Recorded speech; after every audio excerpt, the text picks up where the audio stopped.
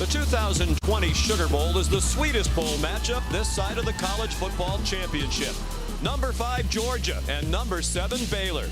A win tonight would place the name of Jake Fromm alongside the likes of Herschel Walker as Bulldog Sugar Bowl heroes. A victory for Matt Rule and quarterback Charlie Brewer would be Baylor's first Sugar Bowl win since the Bears' only appearance in 1957, and would cap one of the biggest turnarounds in college football history. The Bears and the Dogs under a crescent moon here in the Crescent City. A new day, a new year, and a chance to make some new Sugar Bowl memories. You are watching the All-State Sugar Bowl from the Mercedes-Benz Superdome in New Orleans, Louisiana. A couple of 11-2 teams, Georgia and Baylor, the Bulldogs, the runners-up in the SEC. Baylor lost a heartbreaker for the Big 12 title in that championship game against Oklahoma. Hi, everybody. Welcome to New Orleans. Sean McDonough along with Todd Blackledge will be joined shortly by Holly Rowe. Delighted to have you with us, and Happy New Year, everyone. Wasn't necessarily Happy New Year a year ago for Georgia here.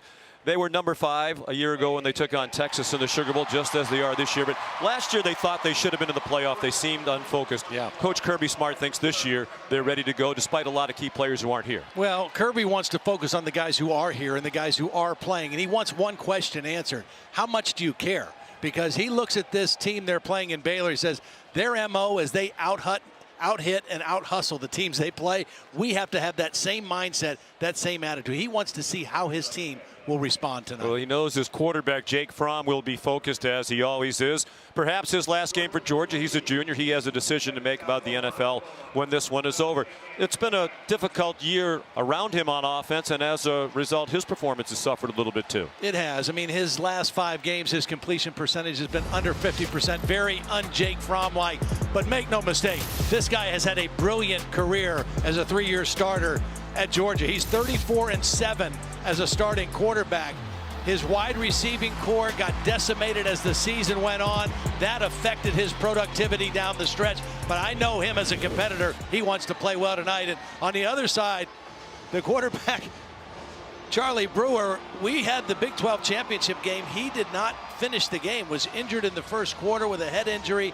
He is back. He's healthy. He's a very fierce competitor, plays the game a lot like Sam Ehlinger, who really caused problems for this Georgia defense last year. Baylor, one of the great stories in college football this year. 2 seasons ago, 11 losses. This season, 11 wins under Matt Rule. The coach is with Holly Rowe. Well, Coach Rule, you were a 7-year-old little boy watching the Sugar Bowl as a kid. It was a big moment for you. What is it like now to be on this field coaching your team here? Well, it's exciting for me personally, but I'm more excited for these players. You know, of the 11 guys who are going to start on defense, 10 of them started 2 years ago. We went 1-11. They've worked. They've earned this opportunity. I want them to go play great. Thank you, Coach. Thank you. Coach Rule's Baylor Bears won the toss and deferred. So Baylor will kick off 11-2, both losses to Oklahoma. And Jake Fromm getting ready for what might be his last game as a Georgia Bulldog.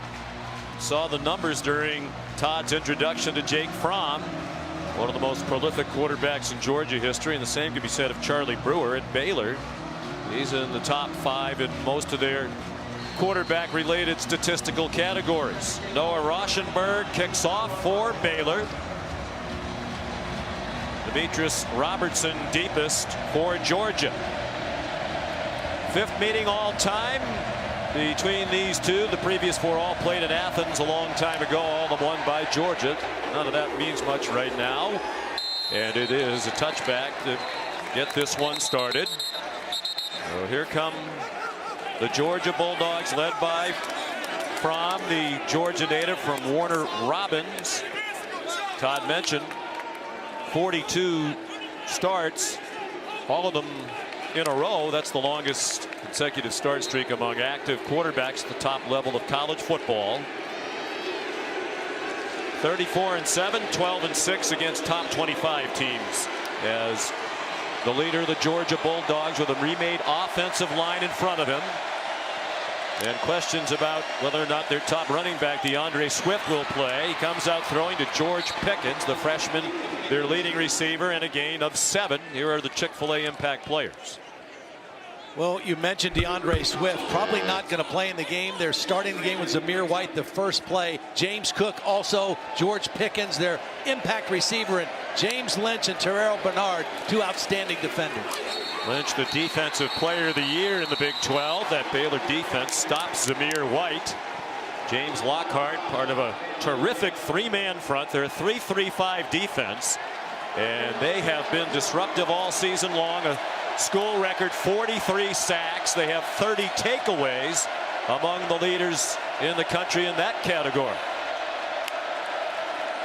On 3rd and 3, from the pass and on target for a first down. Pickens got just enough before he got upended by Jordan Williams.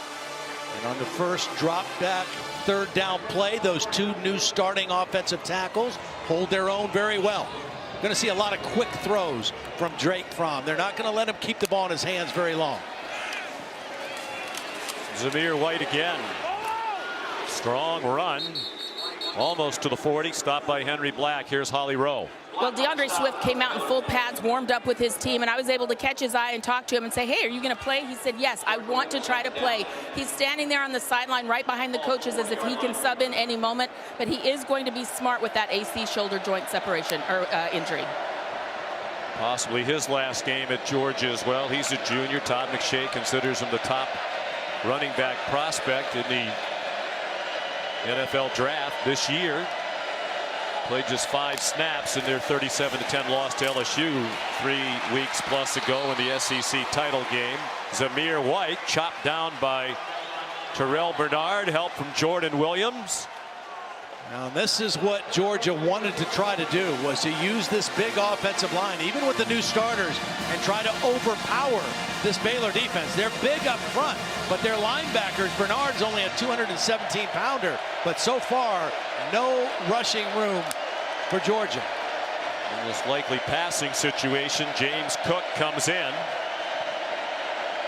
Georgia has replaced both of its starting offensive tackles, 2 standouts. Andrew Thomas and Isaiah Wilson both opted not to play to prepare for the NFL draft. Fromm's throw way too high in the direction of George Pickens. Jamison Houston in coverage for Baylor, and after picking up 1 first down, the Bulldogs will punt.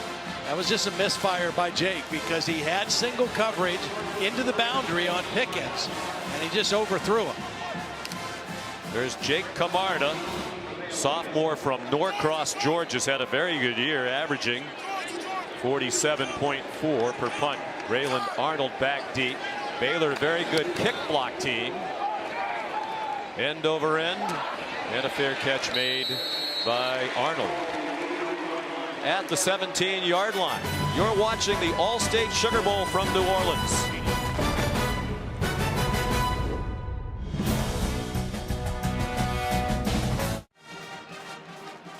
Aerial coverage provided by Goodyear, recognizing those who strive to rise above the rest. Goodyear, more driven. Baylor on offense for the first time, led by the junior from Austin, Texas. Charlie Brewer, we mentioned, he's climbed the ranks in many offensive categories. Baylor top 4 in total offense, passing yards, and passing touchdowns. Chasing Robert Griffin III in a lot of those categories. The Heisman Trophy winner. Tough run right out of the gate for John Lovett. They rotate in 3 running backs. Lewis Seen, a freshman safety, made the tackle. Nice block by Rob Solon, the tight end. He plays also on the defensive line some. They ran to that power side into the boundary. This is a Georgia defense coming in, only giving up an average of 2.7 yards per rush. One of the best run defenses in college football. That number is 2nd best in the country. Only Penn State giving up fewer yards per rush. John Lovett has the first down. Well, we mentioned the depletions to the Georgia roster for a variety of reasons. Injuries, preparation for the NFL, suspension, some of them undisclosed reasons. The coaches think it's a bigger deal on offense than defense, but playing without Tyler Clark and J.R. Reed, those are 2 all-conference players. Yeah, those are 2 outstanding players. And in the case of J.R. Reed, a great communicator on the back end of the defense. Who had started 42 straight games.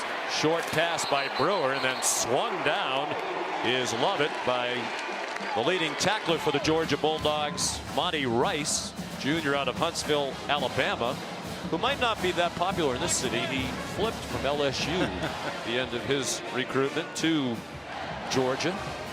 He's had an outstanding season. He's become a real leader for this defense. Brewer suffered a concussion in their conference title loss to Oklahoma. He hands off to Jamichael Hasty. And he said it was about a week in a dark room. He doesn't remember much about what happened to him in the Big 12 title game. He was wobbly after a couple of hits in the first half, left early in the second quarter, returned for a series, and then was sent to the locker room for evaluation. They decided he could not return. Only cleared to practice right before Christmas, but he said he feels fine. He's ready to go. He's on target there. To Treston Ebner. Their running backs are good receivers, and they throw to the backs a lot. He came up about a yard short of the first down. Ebner was actually recruited to Baylor originally as a wide receiver, so he gives them a lot of versatility. Had a big, long touchdown pass reception in the fourth quarter of that Big 12 championship game. Georgia very good on that play, stopping him short of the sticks. Isaac Power on the punt. Kieris Jackson is back deep for Georgia. Coaches think this is going to be a low-scoring field position type game, so Matt Rule not inclined to go for it on 4th and 1 in his own territory, and a fair catch made by Jackson at the 18-yard line. Well, the difficulty with the players who aren't here for Georgia, Todd, is really on the offense, particularly the two excellent offensive tackles in Andrew Thomas, who won the Jacobs Blocking Trophy as the best offensive lineman in the SEC, and Isaiah Wilson. Each decided not to come here to get ready for the NFL. And then the question of DeAndre Swift. He's not on that list, but he is certainly a factor. And for the second possession, they've got James Cook out there again. Swift, Kirby Smart told us he's medically cleared. It's up to him whether he wants to play. Here is James Cook, the brother of Dalvin Cook of the Minnesota Vikings, and he got leveled by Chris Miller. Well, Chris Miller is one of the safeties. Here he is right here. He is going to make a beeline. Perfect angle to the football. Once he reads the play, and really a nice job by Blake Lynch, number 2, turning the play back inside so the safety could clean up and make the play. Goes back to what you were saying, Todd, about what Kirby Smart said about Baylor. They out-hit you, they out-hustle you, and he wants his team to match that. From way off, intended for Tyler Simmons. It's a passing game that is just completely out of sync. From under 50% passing for Coach Smart in each of the last 5 games, and it just looks like a group that is totally on separate pages. Yeah, it really does. And even though they've had extra time in the bowl prep to build that chemistry and work on it, you can still see early on there's not a lot of trust that Jake Fromm has in this wide receiver group.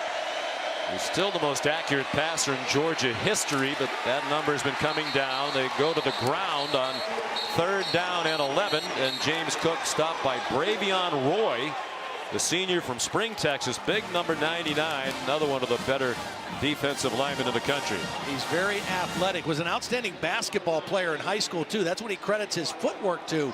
He's not a guy that's just content to plug the run. He also can pressure the quarterback. And these are 2 outstanding defensive football teams, and if you get 3rd down and 7 or more against either one of them, you're going to have some problems. Yeah, get ready to punt. Camarda, low kick. This one's returnable. Braylon Arnold out of bounds, so the field position battle starting to tilt in Baylor's favor as the Bears will begin at their own 45-yard line.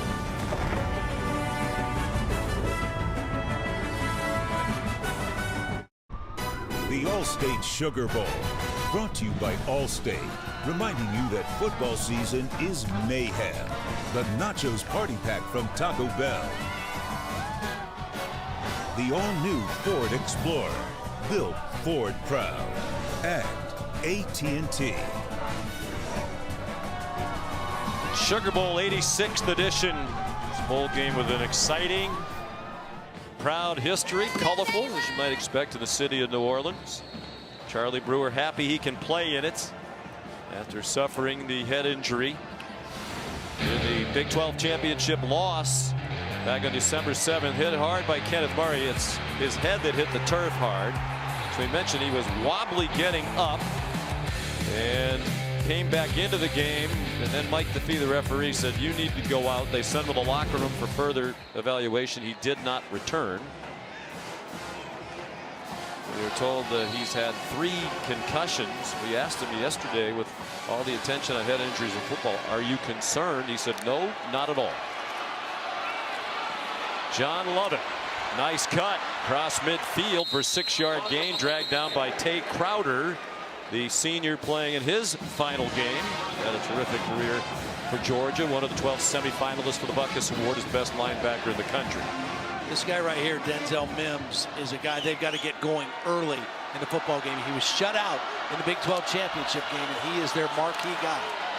On target, Brewer was a little bit behind R.J. Sneed, but he reached back to make the catch for a first down to the Georgia 41. Yeah, really nice job by Sneed in the slot, little quick slant.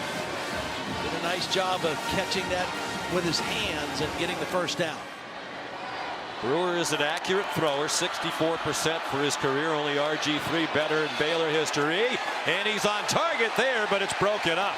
Trying to get it to their leading receiver, Denzel Mims, and DJ Daniel knocked it away. There is a flag down, as you see, right by the pylon. Pass interference. Defense, number 14, 15-yard penalty from the previous line of scrimmage. Automatic. First down. I think what they're going to get DJ for is grabbing the arm of Denzel Mims at the end of this. Right there, he's got a hold of the arm, which alters his course and his ability to go for the football, and that's the call. And Mims is a guy that they have to get involved, and that was a good plan to throw the ball down the field to him early in this football game. Coach Rule told us earlier this week that Mims has been playing the year with a fractured bone in his foot, which is remarkable since he's been so productive, with the exception of that Big 12 title game. Brewer slid down to avoid the hit. He stayed in bounds but lost yardage. Back to the 30-yard line, chased by Nakobe Dean. And that kind of play is what really hurt them against Oklahoma in the Big 12 championship game. Their ineffectiveness on first down plays really put this offense behind the number, and they had 21 first down plays against Oklahoma. 14 of them were for 0 or negative yardage, and they can't afford to do that against a team as good as Georgia on defense. Over the middle, off the hands of Ebner, and intercepted by Richard LeCounte. He's dragged down at the 26.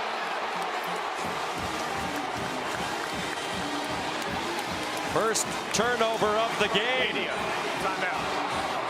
Malik Herring put pressure on Charlie Brewer.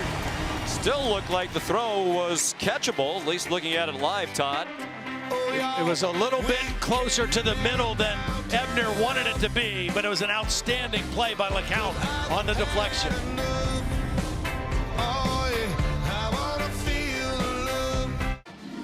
Back here at the Sugar Bowl, first turnover of the game. Ebner is going to run a little route here. Now he's open, but this pressure by Malik Herring is going to cause Charlie Brewer to throw this ball a little bit further towards the middle of the field than he wants. If he throws it right now, he has a completion.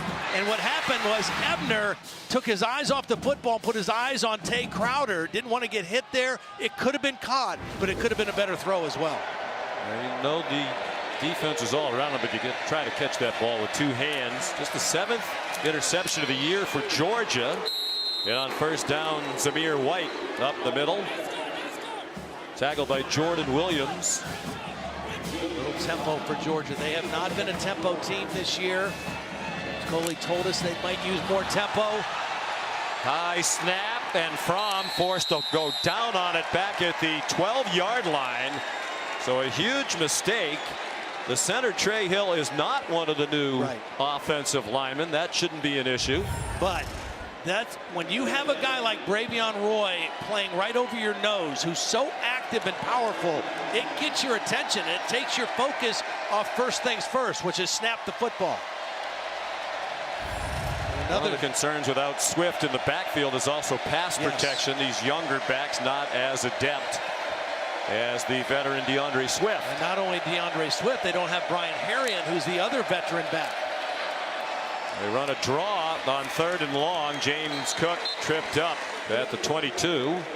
Bravion Roy again.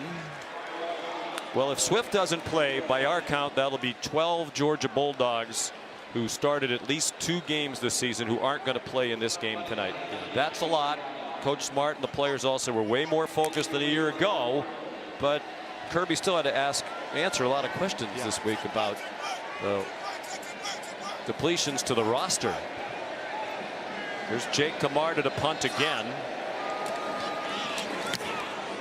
Getting closer and closer to him. This one is much higher after a couple of low punts, and a fair catch made by Grayland Arnold at the 31. Good kick by Camarda, 47 yards. Media, timeout. Want to stay up to date? Hey Siri, show me college football scores.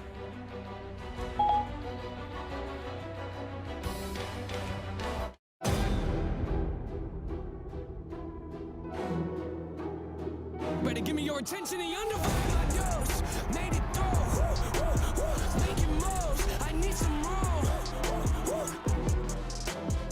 Well, 12 nights from tonight, right here in this building, the national championship presented by AT&T. 8 o'clock Eastern time on ESPN. LSU and the defending national champions Clemson. And this town is already alive in anticipation of the Tigers playing the Tigers here. Treston Ebner ahead for a yard. Gonna be a busy time in this building. Sugar Bowl tonight. The Saints hosting a playoff game against the Minnesota Vikings here on Sunday.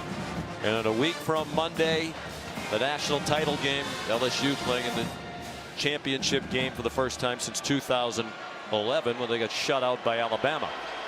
Don't think they're going to get shut out this year, even with as great as that Clemson defense is. I don't think so. Should be a heck of a game. Charlie Brewer on 2nd and 9. Another ball that looked like it might have been caught. Instead got deflected away, intended for Denzel Mims. Georgia's going to play a lot of tight coverage. They like to put their hands on people. There's the hit by the safety, Lewis Seen, that knocks the ball out. The ball's knocked out well by Eric Stokes, the corner. The hit by Seen was after the ball was out. It was a clean hit, but it did shake up Denzel Mims a little bit. And that's 2 targets now, and he has not caught a ball yet. But that one was good coverage by Eric Stokes. Playing in his last game. Senior, been through so much. 18 seniors playing their final game. They played for 3 coaches, Art Briles, Jim Grove, who's one of the unsung heroes of Baylor football. Matt Groves, the athletic director, has said that.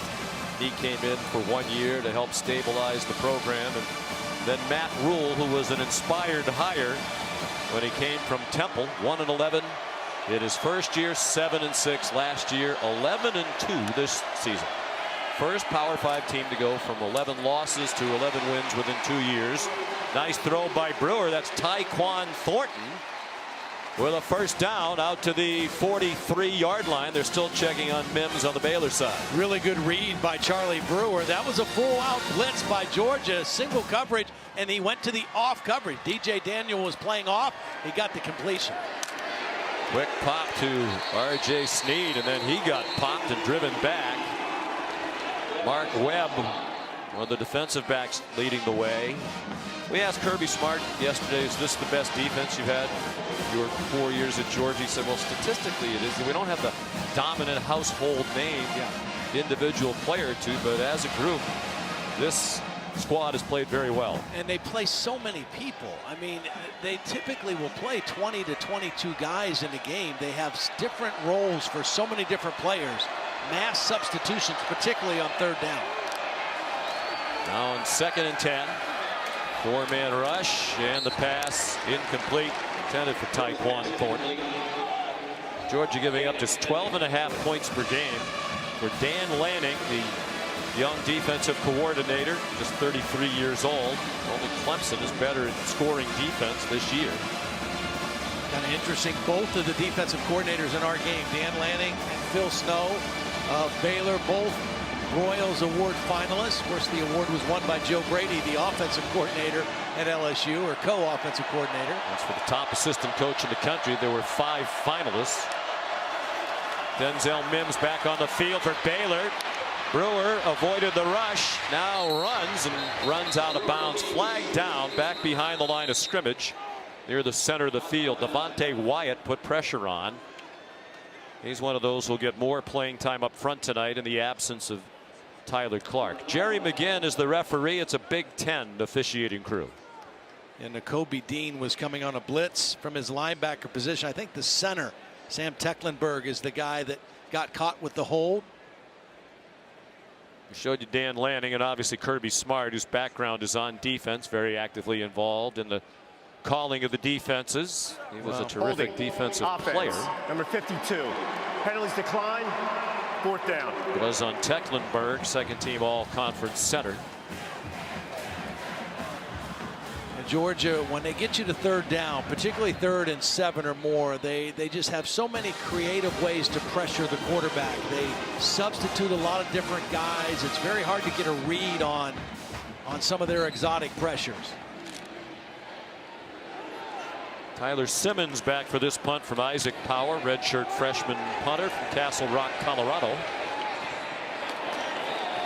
And it's a touchback. This season, for every field goal and extra point made by participating universities, Allstate will make a contribution to the university's General Scholarship Fund. Thank you again to Allstate.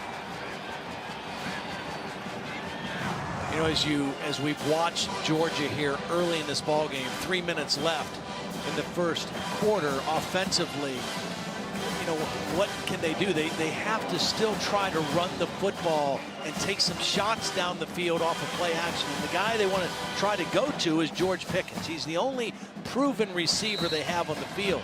But they have to get something going running the football behind a bigger offensive line. They hand it off to Tyler Simmons, the motion man. And there's a flag down. He got 4, perhaps more, for a face mask.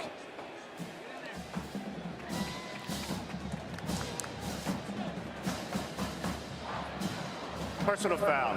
Face mask. Defense. Number 8. 15-yard penalty added on to the end of the run. Automatic. 1st down.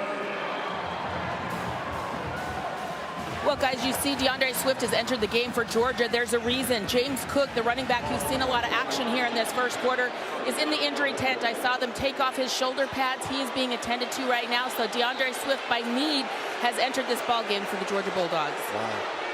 You wonder what they'll do with him, Holly. Will they let him run inside? Will they use him in the pass game? We'll find out. He flips it back to Fromm, a flea flicker. They have a couple of men running deep, and it's George Pickens. A big play. Jamison Houston tackled him inside the 15-yard line. Beautiful job by DeAndre Swift, not only making the pitch, but watch DeAndre Swift also, after he pitches the ball, pick up the blitzing linebacker Bernard, just enough to give Jake Fromm extra time to get that ball downfield. There's Swift again. And you wonder, Todd, if the effectiveness of that play was helped by the fact that it was Swift back there and the Baylor defenders aware that he's in the game, thinking they're going to give the ball to him on a running play with him in there. Yeah. He carried to the 12. They marked the ball back at the 15-yard line after the long pass play.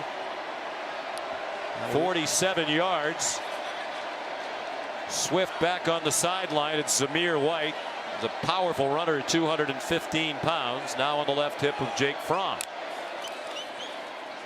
They pressure Fromm. It's off to Pickens. And he's down at the 6-yard line. Braylon Arnold might have saved a touchdown. Georgia trying to pick up the tempo here on offense. And very quickly with that long pass, Sean, they finally flipped the field. 3rd down, a short 2. Zamir White stopped short of the line to make. James Lockhart, 3rd member of that terrific front three, along with Bravion Roy and James Lynch. Well, beautiful job is a little twist on the inside. Lockhart lines up as the end, but watch him loop inside, and this little twist game gets him right into the backfield for the stop. They're a very active front, and their linebackers, even though they're not very big, they're very quick and very active. Rodrigo Blankenship Georgia's all-time leading scorer. Won the Lou Groza Award as the best place kicker in the country this year. Mind you, Baylor's a very good kick blocking team. They blocked 5 this year, but that one through the middle with no problem. It's a 24-yard field goal.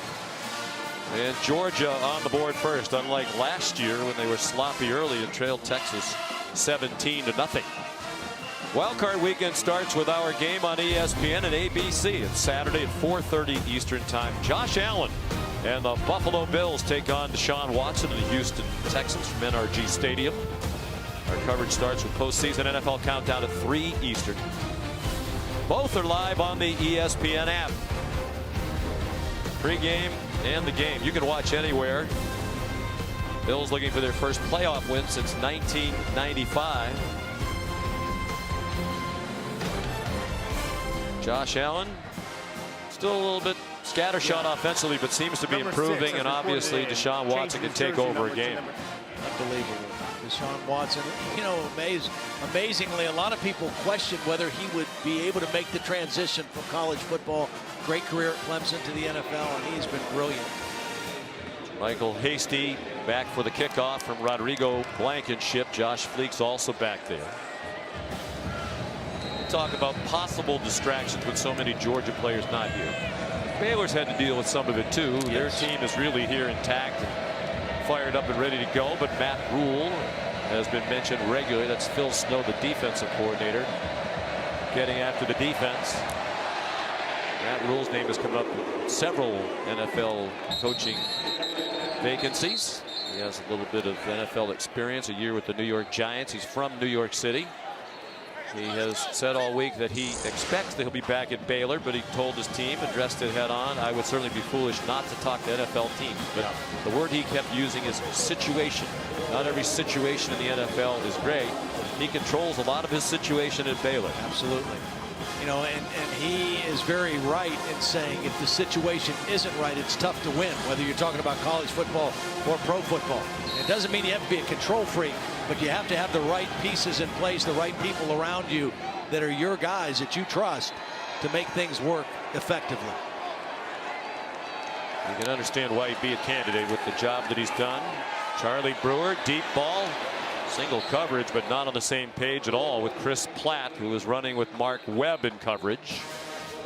Mark Webb was in perfect position coverage-wise. The ball was underthrown, didn't even have a chance for Chris Platt, but that would have had to been a perfect throw because Mark Webb, who's a converted wide receiver, kind of plays the nickel or star position, was in great shape.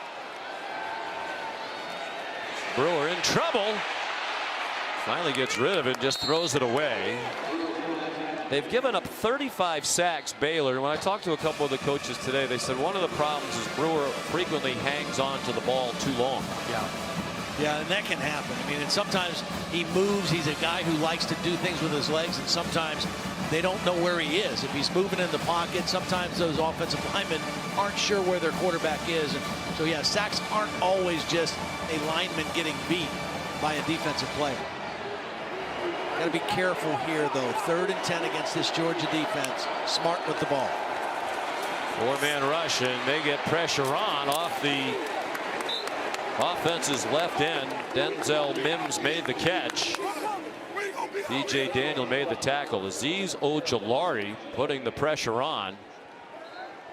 Very much like when Kirby Smart was with Nick Saban at Alabama and the way they played defense. They contest every play. I mean, they don't want you to gain 1 ounce or 1 inch more than you catch the football. That's a couple times now where Baylor's completed a pass on 3rd down, but it's been short of the 1st down marker. Isaac Power, good kick. Tyler Simmons, fair catch. That gets us to the end of the 1st quarter. Georgia leading 3-0. The Bulldogs will have the ball from their own 15-yard line when we come back to the Allstate Sugar Bowl. Happy New Year from New Orleans.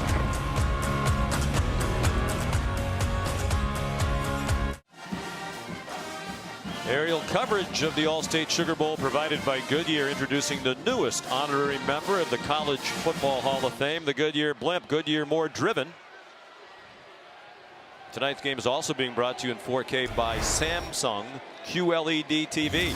You can check this out on DirecTV, Xfinity, or Altice.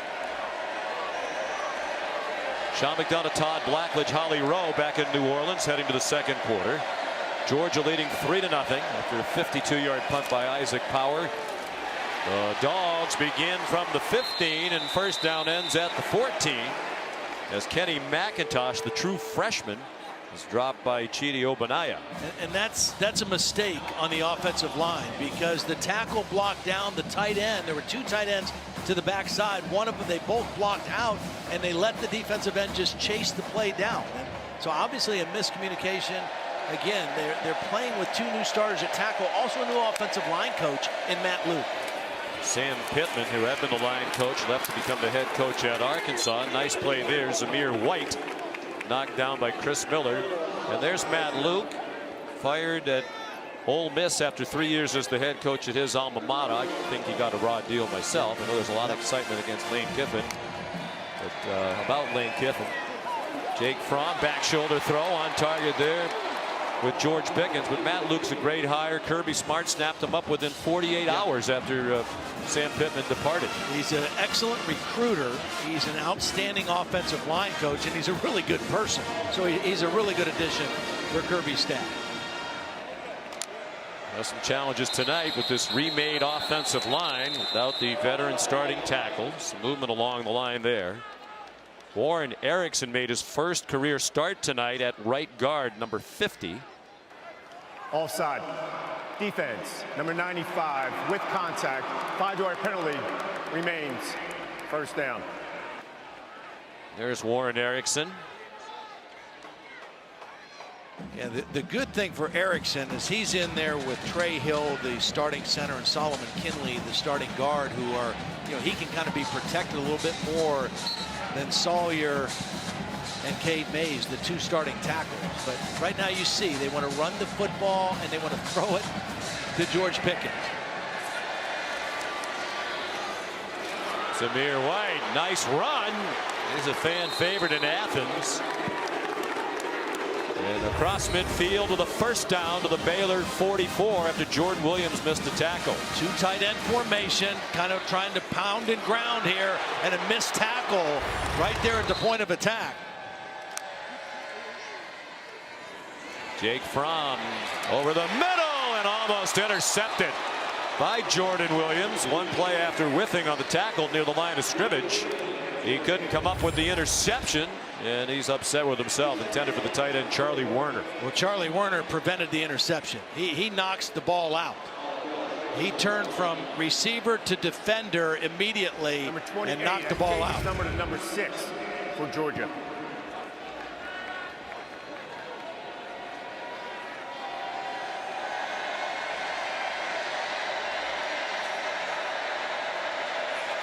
And this Baylor defensive line, these three, they stand up so much, so different. Pickens really become their lead at wide receiver. Injuries to Lawrence Cager, to Dominic Blaylock. And it wasn't a group that was all that productive when they had everybody healthy. But they had more options. We saw them against Tennessee earlier, and those guys were all healthy. It was a much different looking pass game. Saw Lawrence Cager, big target, out with an ankle injury. It's the end of his career. He came over as a grad transfer from Miami. Kenny McIntosh for the first down. Nice job by James Coley calling a formation that time to the field where they were able to outflank the Baylor defense. They snapped it quick. They had two tight ends and a receiver to that side. They got the ball out on the perimeter. And when we talked to Phil Snow, he thought some quick sweeps would be something Georgia would do because Oklahoma had success with those kind of plays against them in the Big 12 championship. Pressure from Fromm's left. He throws for Pickens. He runs under it, catches it, and a touchdown for Georgia. I mean, you know they're going to throw it to him. He's the only guy that they feel confident making contested catches. He's going against Jamison Houston, and a perfect drop in the bucket by Jake Fromm. Right over the outside shoulder. You can't throw it in a better spot. And even though Baylor knows the ball is going to Pickens in the air, he's already got 7 catches for 118 yards and now a touchdown. His 8th touchdown catch of the year to lead the Georgia Bulldogs. He only played a half of their SEC title game against LSU. Had to sit out the first half after he was ejected for fighting in their last regular season game against Georgia Tech. Rodrigo Blankenship the extra point. And Georgia now up 10-0 with 12.5 to go till halftime.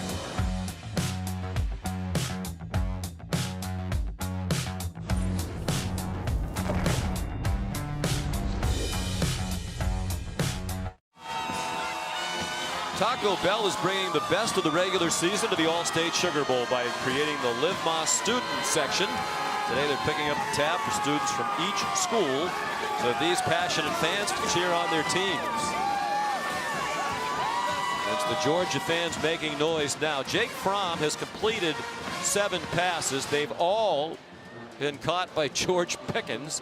7 catches matches his season and career high. He's a freshman. He had 7 in their loss to South Carolina, and the 118 yards receiving already a career high. He had the 46-yard catch on the flea flicker that set up their field goal that started the scoring tonight. So 10-0 Georgia.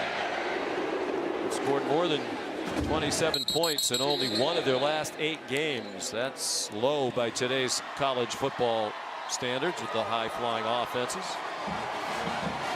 College football playoff national championship weekend in New Orleans is going to be the place to be whether your team is in the game or not. Learn about all the events and festivities for CFP's championship campus at www.collegefootballplayoff.com. Don't miss out on the biggest weekend in college football. We're excited about it. We'll be back here with Holly and our friend and colleague Ian Fitzsimmons to call the game on ESPN Radio. And LSU takes on Clemson here a week from Monday night. Flag down and they stop it. False start. Offense, number 61. 5-yard penalty. First down. Khalil Keith, the left guard. Well, it's too bad that Baylor couldn't snap the ball quickly because Georgia was late running their 11th player on the field. And by the time he got there, there was the false start by Khalil Keith. If they would have snapped it early, they'd have gone 11 on 10. As you said, they play a lot of men on defense. Might not be quite as many tonight because some of their key players are absent. But it's a lot to keep track of. Tristan Ebner fights to the 30 before he's stopped by Monty Rice and Tay Crowder.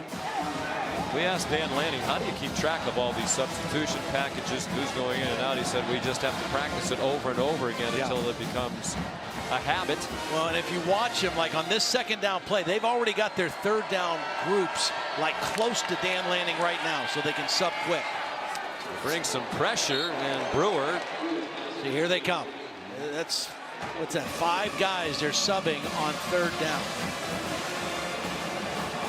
And obviously, distance dictates what group they want in, but they do. They practice it every day. They rep it. They script it that way in practice. So they're used to being ready to sub quickly. Dan said we've only had too many men on the field twice this season, which is impressive. Of course, when you're a coach, it drives you crazy to add even 2, but given as much as they substitute. Brewer on third down hits his target off the head, it appeared. R.J. Sneed. There's a flag down.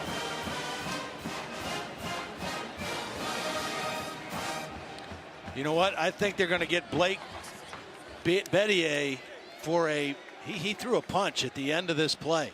He was tied up with a pass rusher and took a shot at the guy.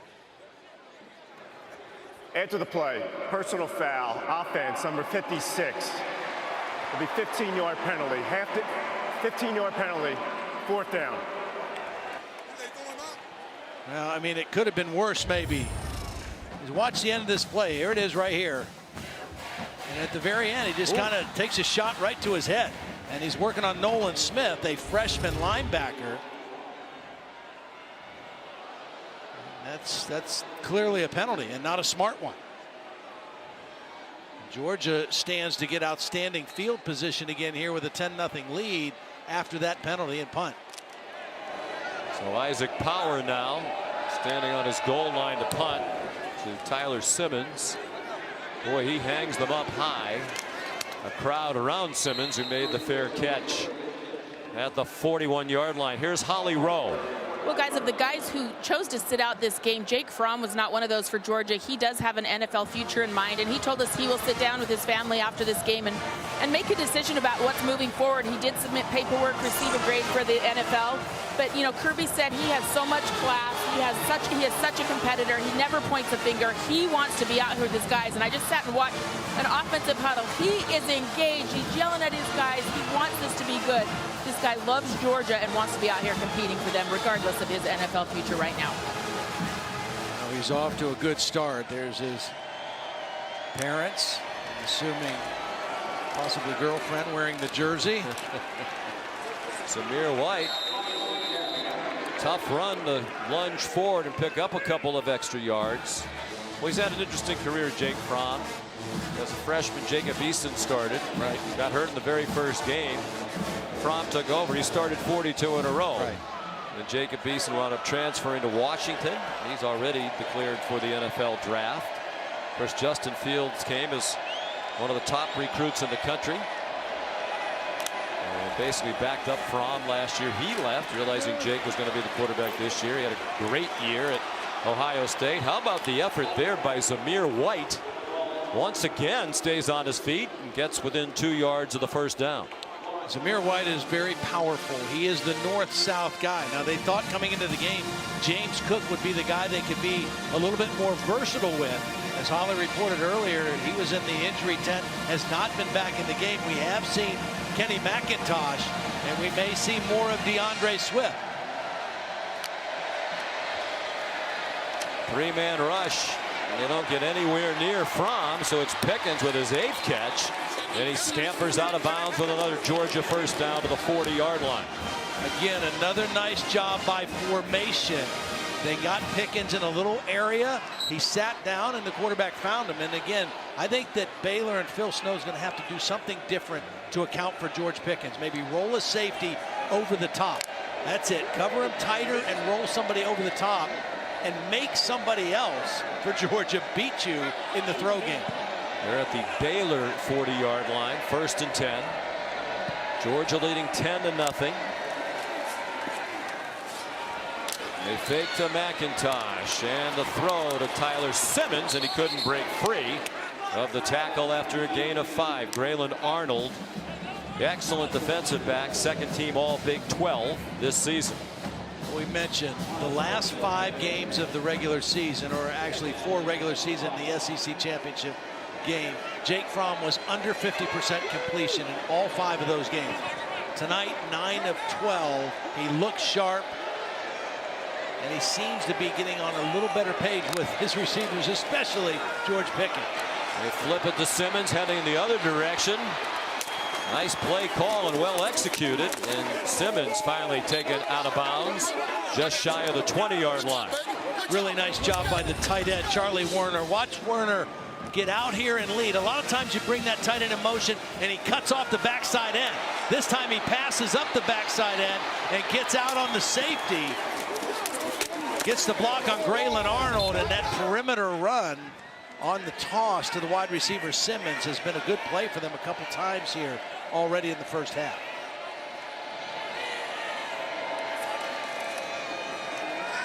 Another play action pass.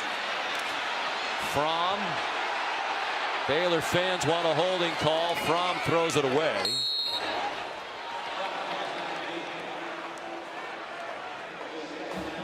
Well, they've been managing all year, Baylor, to get pressure largely with that front three. They're really not, even with a couple of key offensive linemen not here tonight for Georgia. Yeah, so far the pass protection has held up well. And, you know, even when we talked to Kirby Smart, he said, you know, they've been great pass protecting. He felt like they underachieved this year in terms of their ability to run block, because most people thought they would be the most dominant offensive line, not just in the SEC, but in college football, and they weren't able to establish the run. And Kirby said that was his biggest disappointment. Pickens again having a monster first half, but it's pretty easy to explain when you watch Georgia play. they don't have playmakers and wide receivers. So the other teams are saying, okay, we're going to single cover these guys. We're going to load up the box. We're not going to let DeAndre Swift beat us. And they haven't been able to take advantage of those loaded boxes in the passing game. Well, here's Pickens with tight coverage. No help. Fromm surrounded, gets it off for Charlie Werner. He was covered by Henry Black, a Louisiana native, back in his home state, fifth-year senior out of Shreveport, who's been through the bad times and the good for the Baylor Bears. I'm not really sure why Jake didn't take a shot at George Pickens on this play, because I think he had him for a touchdown. They're going to settle for the field goal, but I think he had a shot on the post, the skinny post, if he goes ahead and gives him a chance at the ball. There's Blankenship, who's connected from 24. This is from 31. Coming the end of his career. He has a lot of relatives in attendance tonight. Whistles before the snap. I think Kirby wanted to call timeout. I wonder if he's contemplating whether he wants to go for this or not. Timeout, Georgia. Their first of the half. It'll be a full charge. Timeout with media. You're watching the All-State Sugar Bowl.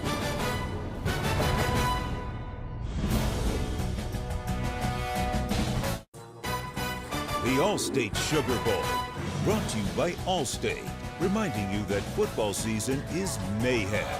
Gatorade, for the athletes who give everything. Nothing beats Gatorade. And the first ever Mazda CX-30. Feel alive. Number of events for these two teams during the week. Monday, visit to the local children's hospitals. Baylor Bears visit Children's Hospital of New Orleans. The Bulldogs visited the Ochsner Medical Center, taking pictures, signing autographs, playing games with patients. That's really the most important activity of Bowl Week for these teams. They've been blessed with excellent weather here in New Orleans. Went bowling, went to a New Orleans Pelicans game right next door. These teams have had a great time. They're going to stick with the field goal unit. Baylor thinks it has a chance to block a field goal tonight. They don't get close to that one. Blankenship right down the middle again. Mentioned he has grandparents from Louisiana, some cousins here as well, and has a number of relatives in attendance here tonight. Well, they're leading 13-0, but I really think that Jake Fromm, if he had this to do over again, he would have taken a shot with Pickens. Here he is. Watch the corner jump outside on his technique. As soon as that happens, Jake Fromm's got a good enough arm to stick this ball in right now to Pickens. The safety's not going to affect it. He turns to the other side and throws to a well-covered tight end, Charlie Werner. I think if you got a shot one-on-one with that big receiver Pickens, give him a chance to make the play. Maybe he just felt like he needs to get somebody else involved. Pickens has 9 catches. The rest of the team has 1. Been a much easier start to the night for Uga than a year ago when we were here, and Uga got locked up with Bevo, the Texas Longhorns mascot, and decided mismatch, at least from a weight and size standpoint. And horns. And horns. Yes. Horns would seem to help Bevo in that one. Not that Bevo would have needed the horns necessarily, but Blankenship, more touchbacks than anybody in Georgia history. That's because he kicked off all the time over these last few years, although not as much this season with the offensive struggles. Well, here's a look back to last year. Right before the game started. I think that set the tone for the evening, too, because Texas came out firing. Georgia mistake prone early. It was 17-0 Longhorns. Georgia rallied back, but lost 28-21. Much happier right there. I'm just saying I would have held my own. They didn't hurry me away from Bevo. There's Josh Fleeks. Yanked down after a short game by Azeez Ojulari. Again, you see how difficult this Georgia team is to run the football on. I mean, right now, they are allowing, coming into this game, just 76 yards per game rushing. And since 1950, that's the second fewest. It would be the second fewest ever. The only one better was 1981, 72.5. Charlie Brewer pitched it to JaMychal Hasty. He's out of bounds about 3 yards short of the first down. And it's a Baylor offense, Todd, that's had a tough time now for a while. Yeah. They had a 25-point lead in the first half of the regular season game against Oklahoma. Did nothing in the second half, wound up squandering their biggest lead in program history.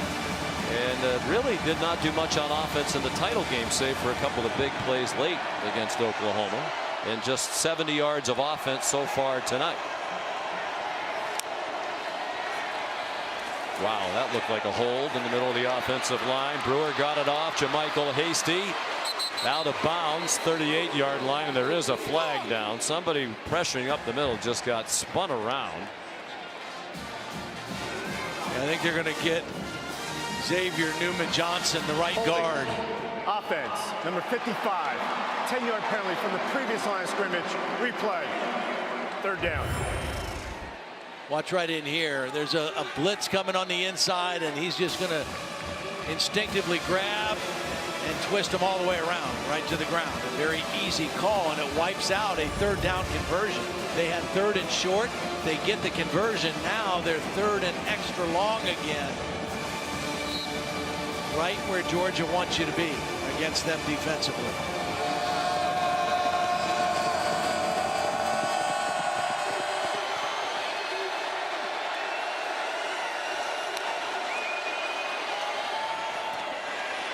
Treston Ebner.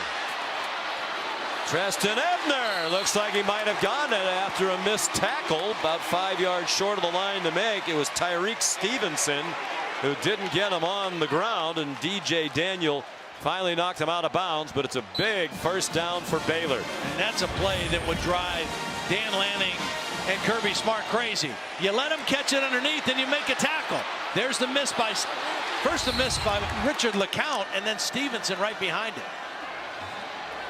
And now Brewer going deep, and it is incomplete, looking for Tyquan Thornton. And Matt Rule's upset, and should be, because he got away with a grab of the jersey. He was beat on the play, and the defender grabbed the jersey to slow him down. That was DJ Daniel. Watch as he gets beat on the play. He's going to reach out and grab the jersey, actually the undershirt under the jersey, and that impedes the receiver from going to the football. That's got to be called. And that's blatant. We've had 2 of those in as many games that we've done, and the officials completely whiffed on what should have been a pass interference call against LSU in the SEC title game. And I mean, that's right out there for everybody to see. Especially when you see the shirt like pull all the way out from the body. I mean, it's obvious that it's a penalty. Well, you mentioned it during the Big 12 title game. Matt's dad, Dennis Rule, is a minister, and he's on the sideline regularly. Remember, there he's right behind Matt. Says, when I start to get a little saltier, my dad gets closer and closer. There he is. Itching his way closer. He said he doesn't always say something, he just lets me see him so I know to clean up my language. Now Brewer gets hit, got it off, knees are down on the catch. Or actually a loss of about a half yard to the tight end, Christoph Henley from Innsbruck, Austria. Went to high school in Arlington, Texas. That is a huge miss. Yeah. Especially in a game like this where there isn't likely to be a lot of offense. Well, and again, third down and long. You're just not going to have any success against this Georgia defense. First of all, the creative pressures, it's going to cause confusion. You're not going to block them. And then they do so many different things coverage-wise when they get you in those situations. Matt Rule still giving the side judge John Hayes an earful. Isaac Power. Tyler Simmons.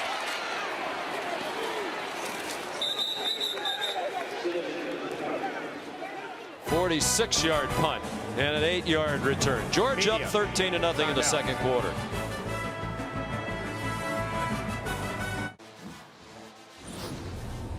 Here's a look at tonight's AT&T best performance. Well, the passing game for Georgia has been George Pickens. The flea flicker was the biggest play. But for the night now, Pickens 9 catches, 136 yards, and this was the touchdown. A beautiful throw by Jake Fromm. And so far, Baylor has not found a way to slow him down. Zamir White ran into Chris Miller and gets stopped after a gain of about 4. Well, it's a big night for Pickens. We mentioned 9 catches, a career high, as is the 136 yards. He's had a touchdown. The only other catch by Tyler Simmons for a 6-yard gain. This is the 11th trip to the Sugar Bowl for Georgia, and Pickens is the first Bulldog receiver to have 100+ yards receiving in a Sugar Bowl game. Fromm on target. George Pickens tried to leap over Grayland Arnold as he approached, and it's another big gainer. It must be a wonderful sight, Todd, for Jake Fromm to look out there and see open receivers. Beautiful route. He really fooled Chris Miller. Miller was trying to give extra coverage, but that little in fake froze Chris Miller, and when he broke out, there was no help. And a beautiful route that time. Patience by Pickens. So much of this season, it's been hard for Georgia to get receivers open. They feel like they have a very good recruiting class of receivers coming in for next year. Zamir White close to another first down.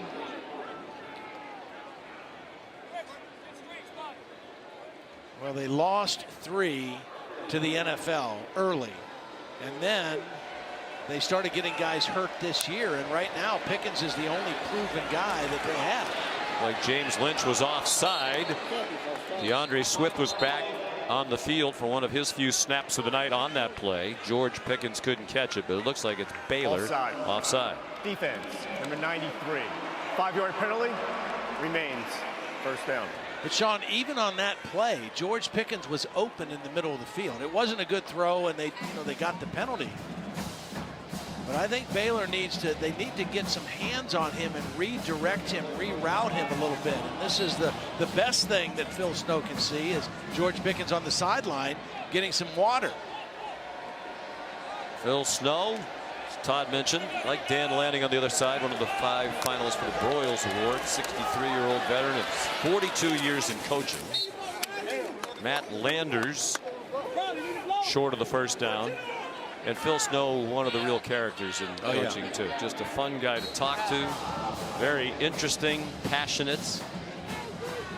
He was fired up for this game because he likes old school hard-nosed football. And he says that's what they play in the SEC, maybe a little bit more than what we see in the Big 12. He likes the challenge, but right now, Georgia kind of having the better of it.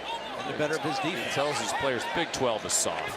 Just try to fire him up and get him mad a little bit. It's less soft this year, if it ever in fact was soft. Much better defense played in the Big 12 this year. Demetrius Robertson for another first down. These wide runs, I mean, they were not having success running inside. The wide runs have been much more effective, and it's really because the tight ends are blocking so well on the perimeter. That time, Eli Wolf, an outstanding block on the edge. You know, another person who's been criticized this year is Georgia has not been terrific on offense. James Coley, the offensive coordinator, he's done a very nice job with the play calling tonight. The variety. And of course, when you have success as they complete again the Pickens, Todd, doing some things, it opens up other things. When you're getting stuffed on every play, you can't set up other options in your playbook. There's James on the left.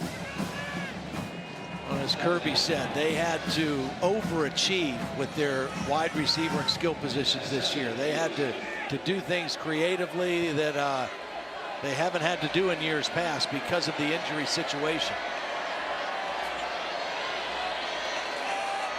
Second down and 8, under 2 minutes to go in the half. Georgia leading 13-0. Fromm to the end zone. Caught! Touchdown, Matt Landers.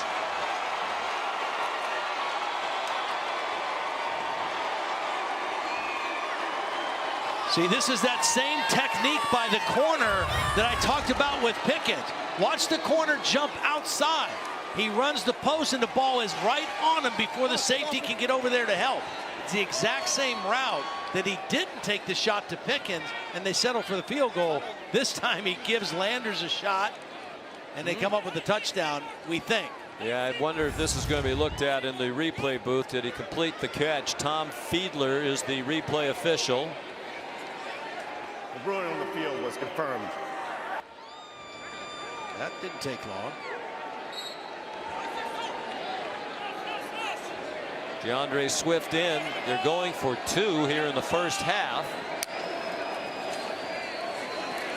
Fromm looked at Swift. Instead, throws an incomplete pass. Batted away by Grayland Arnold. The general direction of the tight end Eli Wolf, the transfer from Tennessee. Georgia in control in the first half of the All-State Sugar Bowl.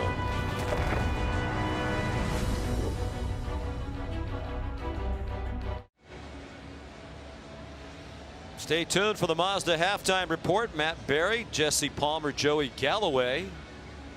They might need to get to the set and get going here. There's lingering on the sideline. Ian Fitzsimmons on the radio down there as well. Getting ready for the national championship game, which will be on ESPN Radio in addition to ESPN TV and the app. There's Matt Berry. Apparently they're going to do it from the field. Do they have a set? Or are we saving on the budget earlier in the new year?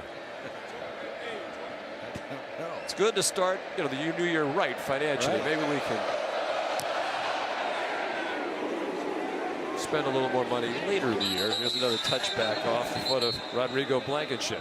Now, Jake Fromm's having a beautiful game, but on this 2-point conversion, DeAndre Swift's in the game for a reason. He's got him right now. So that's his first read. Now, right now, he doesn't like that, but George Pickens is going to open up right here. That's his second look. And he doesn't go with either one of them. Now, again, it's not that big a deal. It's a 2-point play, and he's having a great game now, 14 of 19. But that's 2 points that he could have had, I think. A little surprised they went for 2 in the first half of the game. Charlie Brewer at quarterback. Can Baylor get anything going? Brewer's 9 out of 17. They have 82 yards of total offense. He dumps it off for JaMychal Hasty, lowers his head and picks up 3 or 4, chopped down by Eric Stokes. All 3 timeouts left for Baylor with 1:38 to go in the half. Again, it's so critical what you do on first and second down. You have to win those downs against Georgia, and they've not been able to do that in this first half. Back shoulder throw, incomplete, intended for Tyquan Thornton. Out of Miami. Here grew up friendly with Teddy Bridgewater, who started the Sugar Bowl here with Louisville a few years ago. Teddy a few years older, but they played in the same youth football program, knew each other well, and have stayed in touch. Yeah. Actually got to see each other at the Saints practice facility, right? That was a real treat for Baylor this week, practicing over at the Saints facility. Saints been great this week. Chance to interact with some of the players over there.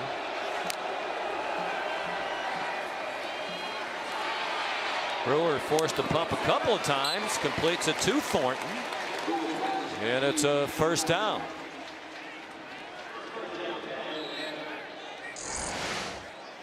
Here's a look at the reunion at the Saints practice facility the other day. Teddy Bridgewater made it a point to come out and find Tyquan Thornton.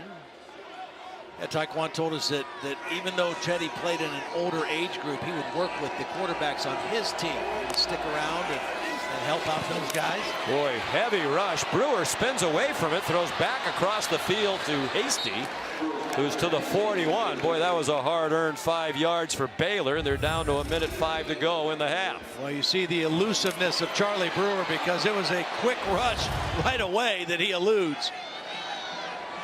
I know Denzel Mims has an injured foot, but he trotted back to the line of scrimmage when they're in hurry-up mode here, and now it's Adam Anderson with a sack of Brewer. It might be Georgia looking to call a timeout now. And it is. The Bulldogs use one with 44 seconds to go. Georgia, they're second in the half. Be a 30-second charge timeout.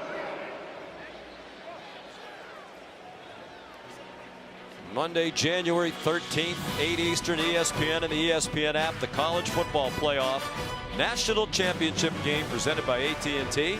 Right here at Mercedes-Benz Superdome in New Orleans.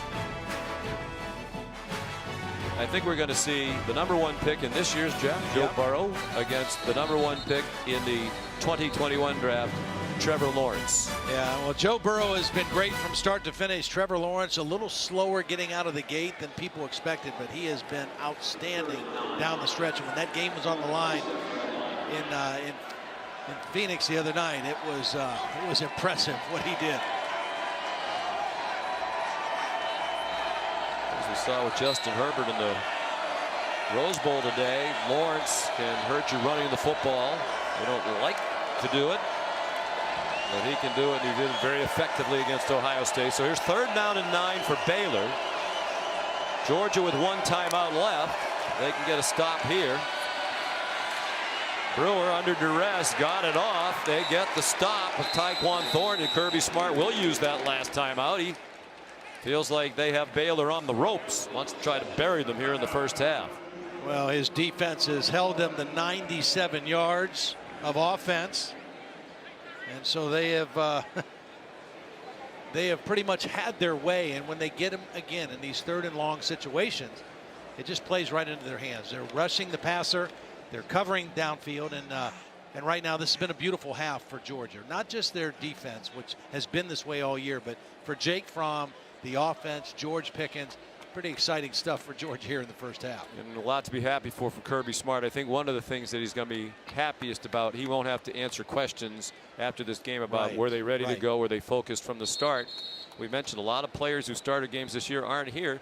Backups playing well, and Jake Fromm in that passing game finally finding a little bit of a rhythm. Dog fans been waiting for that most of the season. Yeah, and Kirby was very emphatic with us, saying when we met with him, he says, look, everyone wants to talk about the guys who are not here, the guys who aren't playing. The guys who have been here and are playing, they have practiced really hard. We want to focus on those guys, and I want to see how our team is going to play. And I think he's happy with the answer that he has in the first 30 minutes. There's a power. They don't have anybody back. That's one of the reasons why they got some pressure. It's an excellent punt. Down by the 3-yard line by Ross Matisic, the snapper. He's an excellent player. He's a backup middle linebacker. We saw him get into linebacker in the Big 12 championship game. 57-yard punt. And I would think now, Todd, with this field position, no timeouts left, 30 seconds to go. Yeah. Just take it to the locker room. Yeah, absolutely. And they've dominated the first half. They've controlled the line of scrimmage on both sides of the ball. 165 yards receiving for Pickens. Baylor, as a team, 97 yards of offense. 11 catches for Pickens. The Sugar Bowl record is 14 by Josh Reed of LSU. And the yardage record is 239 by Josh Reed in the same game against Illinois in 2002. Pickens has 165. They give it to Zamir White. Boy, he's a tough runner. Yeah. Now will Baylor call timeouts? Apparently not. Wonder if it was a shorter gain or a no gain play. Matt Rule might have tried it, force a punt. But I think at this point he just wants to get in and regroup.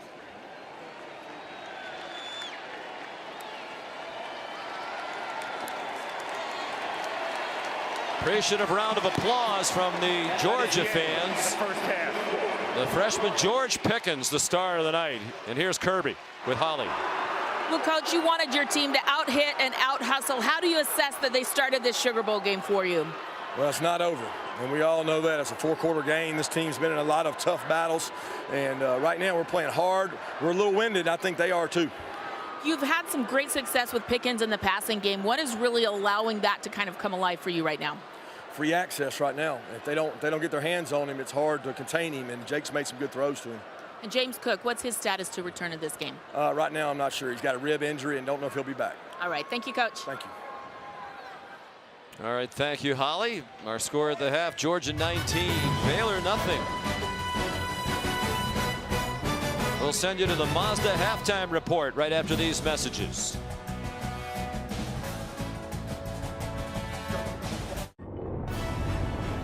Welcome to the Mazda halftime report. We have reached halftime at Mazda halftime report of the All-State Sugar Bowl, and right now it is all Georgia against Baylor on this New Year's Day. Hi there, Happy New Year's to you and yours. Jesse Palmer, Joey Galloway, Matt Berry came into this game knowing that Georgia was going to be without 11 starters, 7 of them primarily defensive players, but at least early on that hasn't affected them defensively. And offensively, it's been about one guy, and that's the receiver, Joey. It's been this Georgia team. The offense has struggled during this season, been up and down, missing all these guys. You assume that they would struggle in this game against a talented Baylor defense. Somebody got to cover George Pickens. Right now, Jake Fromm has 14 completions, 11 of them to George Pickens. George Pickens missed the first half of the SEC championship game, but he's come back in this game, and he's been the go-to guy. Better ball here, and this is a touchdown early for the Georgia offense, but it's been the short pass where he makes a guy miss, gets a key first down, keeps the offense on the field, and they begin to roll. Well, you're seeing the emergence of a future star in this true freshman, George Pickens. What I think makes him very unique, guys, 6'3", he's very sudden. He's very explosive. He gets off the ball. He creates separation. He has a catch radius and speed and the athleticism to contort in the air and pluck the football. He can be the next A.J. Green at Georgia. So this is a guy that's going to be giving defensive coordinators fits for years to come. I mentioned losing some of the starters defensively for Georgia against the Baylor offense that we saw score quite a bit of points. They've been stout tonight. And we knew coming into this game, motivation was going to be a big factor for a lot of these backups for Georgia. A lot of them highly recruited 4- and 5-star guys. Would they want to be here and make plays? That has been the case. They're flying around, playing with passion. As a result, they've held Baylor to just 97 total yards so far. Yeah, Baylor has 6 penalties in this first half to only 1 for Georgia. They've played the cleanest game we've seen Georgia play this season. If this was a Georgia team with this offense, the way their defense has played all season long, I think we'd be having a different conversation of who was in the playoff as that number 4 spot. We talked about Georgia throughout the season. It has been their defense that's carried them. And again, tonight, the defense has been really, really good in this first half. In fact, this is the 12th time Georgia's allowed 0 points in a single half this season. That is the most in FBS and the most by a Georgia in a season over the last 15 years. Some sad news in the NBA today. David Stern, who presided over the league for some 3 decades and took it to unprecedented heights, has died at the age of 77 as a result of a brain hemorrhage suffered some 3 weeks ago. Commissioner Stern started his career in the league back in 1996, worked his way to the top job in 1984. Stern was the longest-serving commissioner in the history of the NBA, growing the league from 23 to 30 teams and making significant advancements internationally. In 2014, Stern was inducted into the Naismith Basketball Hall of Fame.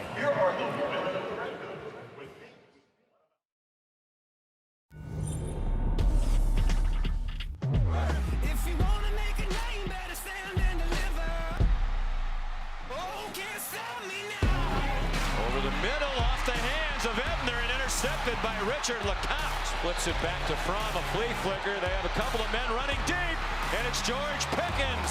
Fromm's left, he throws for Pickens. He runs under it, catches it, and a touchdown for Georgia. Fromm to the end zone. Caught! Touchdown, Matt Landers. First touchdown of Landers' career in a big first half for George Pickens. You're watching the All-State Sugar Bowl from the Mercedes-Benz Superdome in New Orleans. Number 5, Georgia, leading Baylor 19-0 as we head to the second half. Welcome back. Happy New Year. Sean McDonough, Todd Blackledge. Todd, how does Baylor get back in this game? They got to do 2 things. Offensively, they got to find a way to create some explosive plays. They just had 0 in that first half, and I know that's a tall order against this Georgia defense. Then on the other side, they have to have a different plan for George Pickens. He had 11 catches. I mean, he's been a one-man wrecking crew, and they've got to do something different for him in the second half. The Sugar Bowl record for catches in a game is 14, but the Georgia record for catches in any bowl game is 12 by Hines Ward. And Pickens is 1 away from that. Rodrigo Blankenship, another touchback. A moment ago, Holly had a chance to speak with Baylor coach Matt Rule. Coach, Coach, how can you be more aggressive offensively and try to find some openings? Yeah, I think we have to push the ball down the field a little bit more. We've gotten behind them twice, got one pass interference, came down here. We just missed this one down here. So, they're a good defense, and we knew it would be a lot of tough sledding, but we've gotten behind them. I think we're going to have to be aggressive, push the ball down the field, and see if we can hit one. All right, George Pickens has been a problem. What can you do a little different there defensively? I just challenge our guys to go play him. We're playing off him, they throw in front of him. He's really been their answer, and so we played really good defense early. I said, hey guys, let's just go challenge him. He's a great player. It's an opportunity for us to go play better in the second half. Hopefully we answer the call. I think we will. All right, thanks, guys. Thank you. Well, they had a chance to get off to a good start there. Denzel Mims was open, and he and Brewer could not connect. Another really slow night for Denzel Mims. No catches in the Big 12 championship. 1 for 8 yards tonight. Got a chance again. And he's open deep, and Brewer's on target, and Mims hangs on inside the 35 of Georgia. Well, that's exactly what Matt Rule told Holly. We got behind him in the first half. We've got to be more aggressive, see if we can take some shots down the field. And I just mentioned chunk plays. They've got to get some explosive plays. That's the first one in the ball game they've gotten. 40-yard play. Longest of the night by far for Baylor. As you alluded to, Todd, there's Josh Fleeks. Stopped after a short gain. I think they've got 2 guys in Mims and also Tyquan Thornton that can run by people. And if Georgia wants to play tight coverage right up on you, that's what you have to do. You have to challenge them downfield. Josh Fleeks. Nice action after the catch to get the first down. Got enough before Richard LeCounte and Eric Stokes could combine to stop him. Credit to Jeff Nixon and Glenn Thomas, the co-offensive coordinators. An aggressive plan coming out here to start the third quarter. Got a little momentum offensively. Treston Ebner, nice bounce outside, then he stumbled. He crossed the line of scrimmage. He got 3. You heard Kirby Smart on the way to the locker room with Holly talk about Baylor's history. They've won a lot of close games. They have 5 fourth quarter comebacks to win this season. That's the most in Power 5. So they know they can do it. And Kirby Smart's well aware of that history as well. Ebner changed direction. Hard to do against the fast defense. They collared him near the line of scrimmage. Lewis Seen, the freshman safety, got the start tonight. Big play right here for Charlie Brewer now, because you've got momentum, you got something going. You need a touchdown on this drive. Certainly you want points because you've been shut out, so you would take a field goal, but you need a touchdown to get yourself right back in this football game. Mims goes wide to the right. Looks like the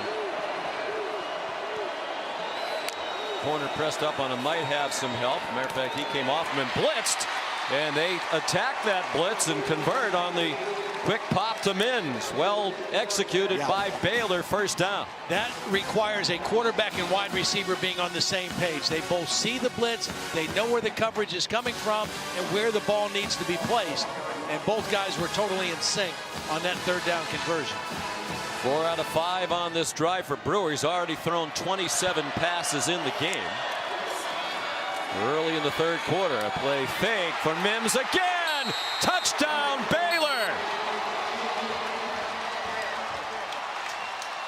Well, Mims a non-factor in their Big 12 title game against Oklahoma, and not much of a factor in the first half tonight. Clearly they made an effort to get him more involved on this drive. Well, you can see his strength and his length. I mean, that's a lot of hand fighting with he and Eric Stokes, and if they're going to let him do that, you just have to be physical as a receiver and then go high point the football, and that's exactly what Denzel Mims did. Beautiful possession that time for Mims, their leading receiver. His 12th touchdown catch of the season. He's a senior in the 28th of his career. That's third all-time at Baylor, behind only Corey Coleman and Kendall Wright. John Mayers kicked the extra point. And a little life on the Baylor sideline as we start the second half. They're on the board. It's now 19-7 in favor of Georgia.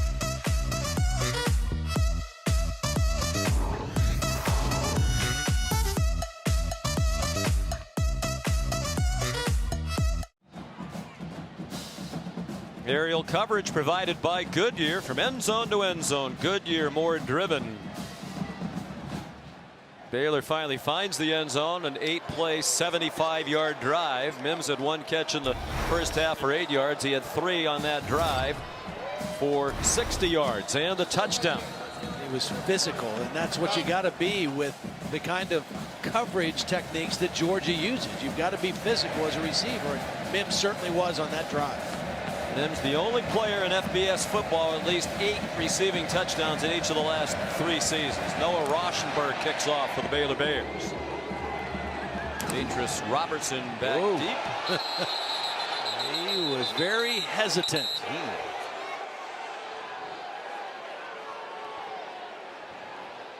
Here's a replay from our pylon camera. The ball never broke the plane. It is a touchback. The ball be placed at the 25-yard line. Well, we heard Jerry McGinn, the referee, say it didn't break the plane. Let's bring in Matt Austin, our referee, in the booth. What do you think about that, Matt? Yeah, I think Jerry actually misspoke. What he meant to say was the ball did not break the plane coming out. The ball has to be completely out of the end zone for it to be in the field of play. Right. Ball crossed the goal line, stayed in the end zone. That's a good call. It's a touchback. And that's different than going in, right? Correct. Yep. So first possession of the half for Georgia. Jake Fromm on target. Tyler Simmons a 5-yard catch, tackled immediately by Raleigh Tejada.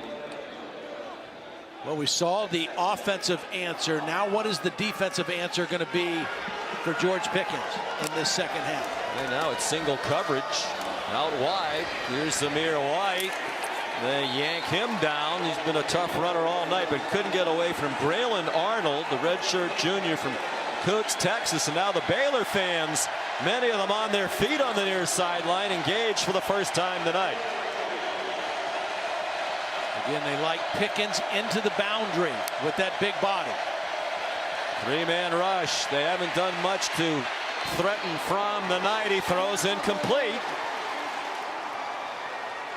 So a 3 and out. And Baylor will get the ball back with a little momentum. And this is what they did to George Pickens on this third down. Double coverage. All right, Phil Snow said we're not going to let him just have free reign in our defense. We're going to make Jake Fromm go somewhere else with the football, especially on third down. Kirby Smart even said in the interview with Ollie, well, why is Pickens so effective? Free release. You know, they have sort of let him have his way getting off the line of scrimmage. He's too good an athlete. Have to disrupt him somehow. Jake Camard on the punt. Braylon Arnold back deep, has some room on the catch from the 26. I like the way that there's a flag down. He's down at the 43. Tackled by Nakobe Dean. 42-yard punt, 18-yard return. But there is a flag. This could be a big penalty if it goes against Baylor. I'm not sure what the call is going to be. But this is excellent field position after that return. That could be negated if it's a holding penalty or anything on Baylor. During the return, holding, return team, number 25.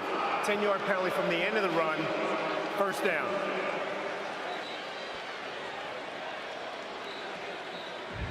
It's Treston Ebner, the wide receiver, running back. There he is. He's tied up with the wide receiver. That he got pulled down by the face mask. The wide receiver Tyler Simmons for Georgia had a hold of Ebner's face mask. I don't know how that's holding on Ebner.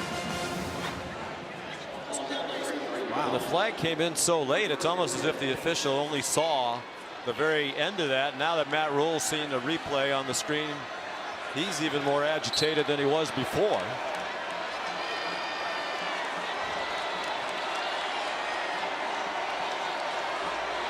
From the 33, still good field position. Play fake by Brewer, immediately in trouble, dumps it off. Josh Flakes in trouble behind the line of scrimmage and whacked to the ground by Nolan Smith, the true freshman from Savannah. We're going to get a penalty, though, a smack to the head by Malik Herring on the quarterback, Charlie Brewer. He got hit in the face, and this is going to get that yardage back from the penalty on the punt return. Just a second Georgia personal penalty. Foul, roughing the passer. Defense, number 10 with a blow to the head. 15-yard penalty will be added onto will be from the previous spot. Automatic, first down. It's Malik Herring, and Charlie Brewer did a good job just to get rid of the football because it was immediate pressure. He gets rid of the ball, and there you see right at the end, the left hand hits Charlie Brewer right across the head, and that draws the flag. The pressure was from Nolan Smith immediately. See if Baylor can take advantage of the break and the new field position. Out of the pistol now, JaMycal Hasty is the back. Can he get outside? He did. Tate Crowder runs him down. But they're to the Georgia 46. Here's Holly. Denzel Mims, the wide receiver, came alive for Baylor on that last drive, but he was injured on that play. He took a hit in the very beginning of that series. He's been over on the sideline where they've put an additional padding on his left rib cage down around below his waist, and they have padded him out. They actually had to re-sew a big hole in the back of his jersey as well. Needle and thread out on the sideline, but now he's back out on the field. It looked like he landed on the football on that first incomplete pass. Brewer sets on target and dropped by JaMycal Hasty. Would have had a first down. Monty Rice, the linebacker there for Georgia. It looks like he just took his eye off the football at the last minute, either thinking about turning upfield, wanting to see where the sideline was. The third down situation now, 4 of 10. Baylor is on third down. Actually, both teams 4 of 10 right now in the ball game.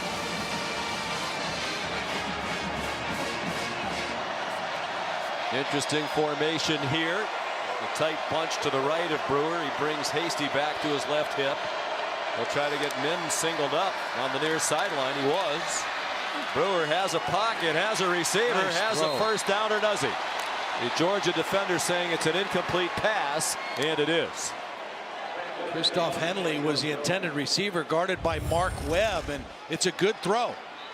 You see Henley, a bigger target, working against a smaller Webb, but the ball gets ripped out. And that's just good physical, tough play by Mark Webb to get that football out. Well, there's a long way to go in this game. I think Matt Rule, though, feels like we have momentum right now. Let's go for this on 4th down and 4. You like the decision if they do it? I don't like it right now. No. I don't. I think your defense, you put your defense in a real bind here if you don't convert. Had 2 chances to convert, 2 drop passes, and now Matt Rule wants a little more time to think about. The play clock was almost done as well. Baylor, the first of the half. 10:07 to go. The action heating up here in New Orleans. The All-State Sugar Bowl, brought to you by AT&T and Chick-fil-A. It's the little things that make game day worth celebrating. We mentioned the long, colorful history of the Sugar Bowl. First Sugar Bowl back in 1935. Tulane was undefeated. They defeated Temple, coached by Pop Warner. And then the first game inside this building in the Superdome, 1975, Alabama, number 3, defeated Penn State, number 7, 13-6. This is number 5, Georgia, number 7, Baylor. The action heating up. It was 19-0 Georgia at the half, but Baylor has scored, and Matt Rule leaves the offense on the field to go for it on 4th down and 4 from the Georgia 46. This could actually be a quick kick also. Not ruling out that possibility either. Mims isolated on the bottom of the screen. On DJ Daniel. They are going to run the play. Brewer belted from behind by Azeez Ojulari. They got the ball. It wouldn't have mattered. They took over on downs, but Javon Walker wound up with it for the fired-up defensive coordinator, Dan Lanning. Ojulari just beat the left tackle, Connor Galvin. That was one-on-one. He's a speed rusher in a sprinter stance, and he just beats the left tackle to the quarterback. No help on the outside by the back. Charlie Brewer had no idea that pressure was coming. And Georgia takes over on the Baylor side of the 50-yard line. We talked about before. I don't like the decision. It's a defensive game. You expect it to be a defensive game. You're playing one of the field position. You know you're playing one of the best defenses in the country. There's a long way to go. And now you've given momentum perhaps back to Georgia. Here's Kenny McIntosh, the ball carrier. He gets 8 on first down for the Bulldogs. Huge play by Ojulari. Brother BJ played at Michigan. He kind of came alive in our game last year here. Had a nice game, was hurt most of the season, was able to play towards the end of the year, and maybe had his finest game against Texas in the Sugar Bowl a year ago. Chris Miller down on the play for Baylor. Senior playing in his last game. 43rd career start. Grabbing at his right leg. Wild card weekend starts this weekend in the NFL, and it begins on ESPN and ABC Saturday at 4:35 Eastern Time. Josh Allen of the Buffalo Bills taking on Deshaun Watson of the Houston Texans from NRG Stadium. Coverage starts with postseason NFL countdown at 3 Eastern Time. The pregame and game both live on the ESPN app. You can watch anywhere. Texans lost at home in the wild card game last year to the Colts. And they're helping Chris Miller off the field.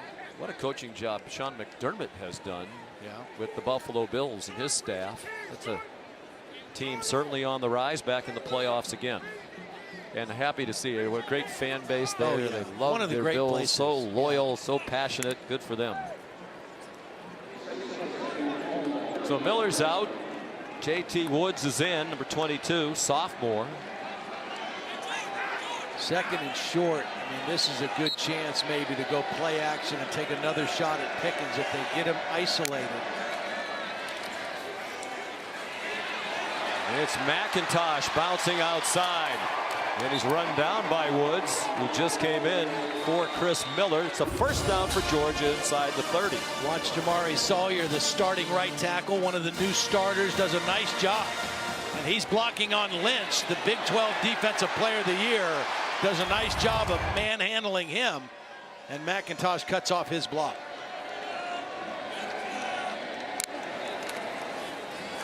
From off the play fake. Throws far sideline. Nice coverage by Jamison Houston on George Pickens. If you're just joining us, had 11 catches for 165 yards and a touchdown in the first half. That's the same kind of play and same kind of one-on-one situation they scored the touchdown on. It was a good throw, but that was excellent coverage by Houston, able to knock that ball away.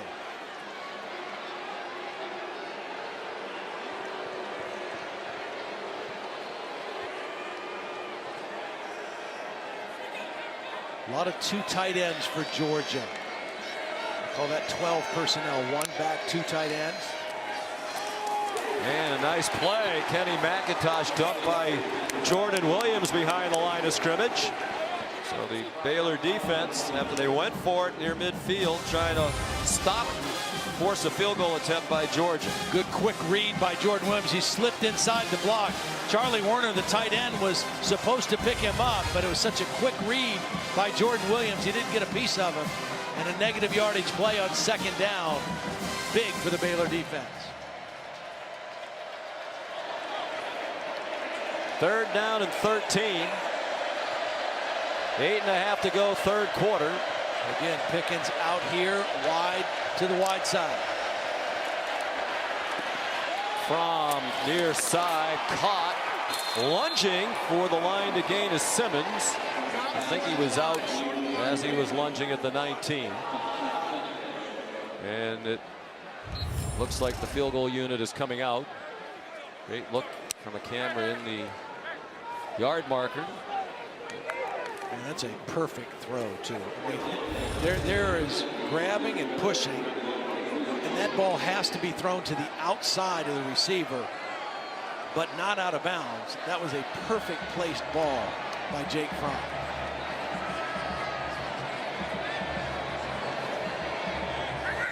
Blankenship, it's a fake. It's the holder, Jake Camarda, with a first down. And if he doesn't stumble, it might be a touchdown. Eli Wolf with the lead block. Eli Wolf is the protector on the other side. He becomes the lead blocker. It's perfectly executed. Easily gets the first down, and it could have been a touchdown. Jake Camarda, the punter and holder, delights the Georgia sideline. So the offense still out there. There's Zamir White, powers his way into the end zone for a touchdown.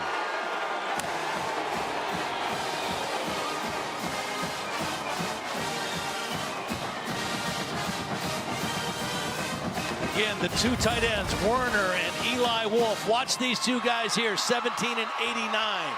Get out on the perimeter and get key blocks. And then the power of Zamir White takes care of the unblocked defender as he runs right through. J.T. Woods, the safety.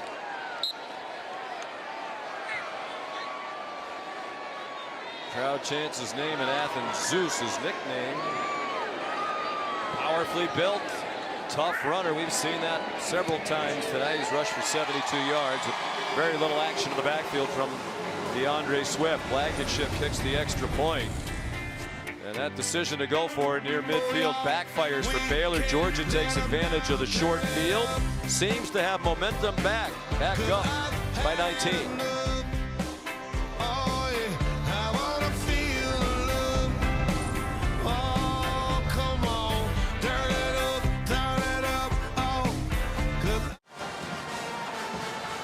Georgia takes a 26-7 lead after the strong running from Zamir White. What a story of inspiration and overcoming adversity in his young life. Born into this world with a lot of different challenges, a cleft palate, cysts on his umbilical cord and kidneys that were not functioning.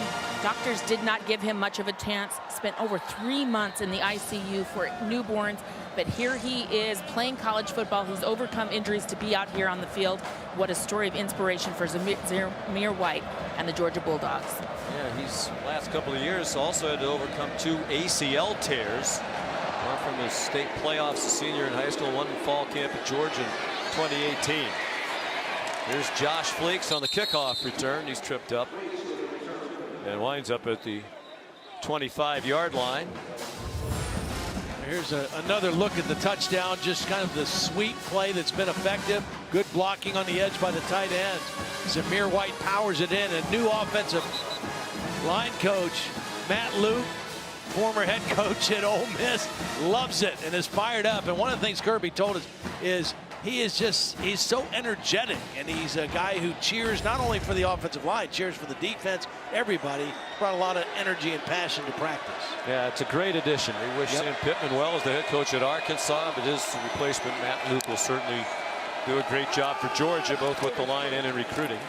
JaMychal Hasty straight ahead. Monty Rice and Devontae Wyatt made the tackle. 7 minutes to go, third quarter. Can Baylor find a way to get a spark again? They had it briefly, getting stopped on 4th down on the play by Azeez Ojulari.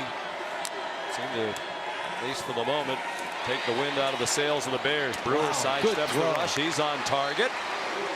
Out across the 45 goes Tyquan Thornton with a first down. Tell you what, Charlie Brewer doesn't have very long to throw the football. Georgia coming after him, steps up in the pocket, eludes the pressure and delivers a strike for the first down. No questioning his toughness. Brewer just threw it away. Charlie Brewer's from a football family, no strangers to bowl games, all the way back to his grandfather.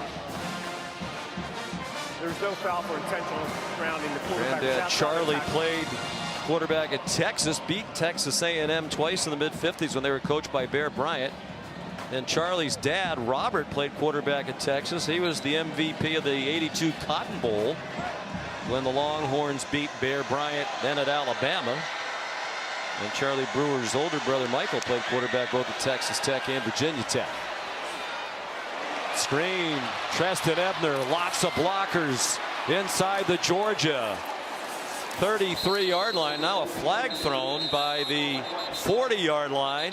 There are 2 flags down back behind the end of the play. Well, that was really well set up and executed on the screen, and It's really because of the patience of Charlie Brewer. He sold pass and showed pass for as long as he could, and then slipped it to Ebner on the screen. By that time, you've got linemen downfield getting into blocks, and it'll be interesting to see what this call is. That was an excellent play, call, and design for Baylor. And these are all-star crews. This group out of the Big Ten. Jerry McGinn doesn't work with most of the officials on this crew during the year. And perhaps in times like this, the communication's a little new and different. It seems like they have it sorted out. Well, maybe not.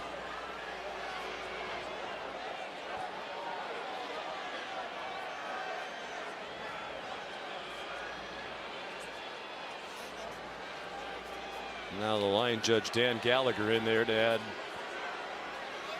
to the conversation. Personal foul, face mask, defense number 32. After the play, unsportsmanlike conduct. Offense number 55. Both fouls will be enforced. It will end up at the 31-yard line. First down. So the face mask was on Monty Rice.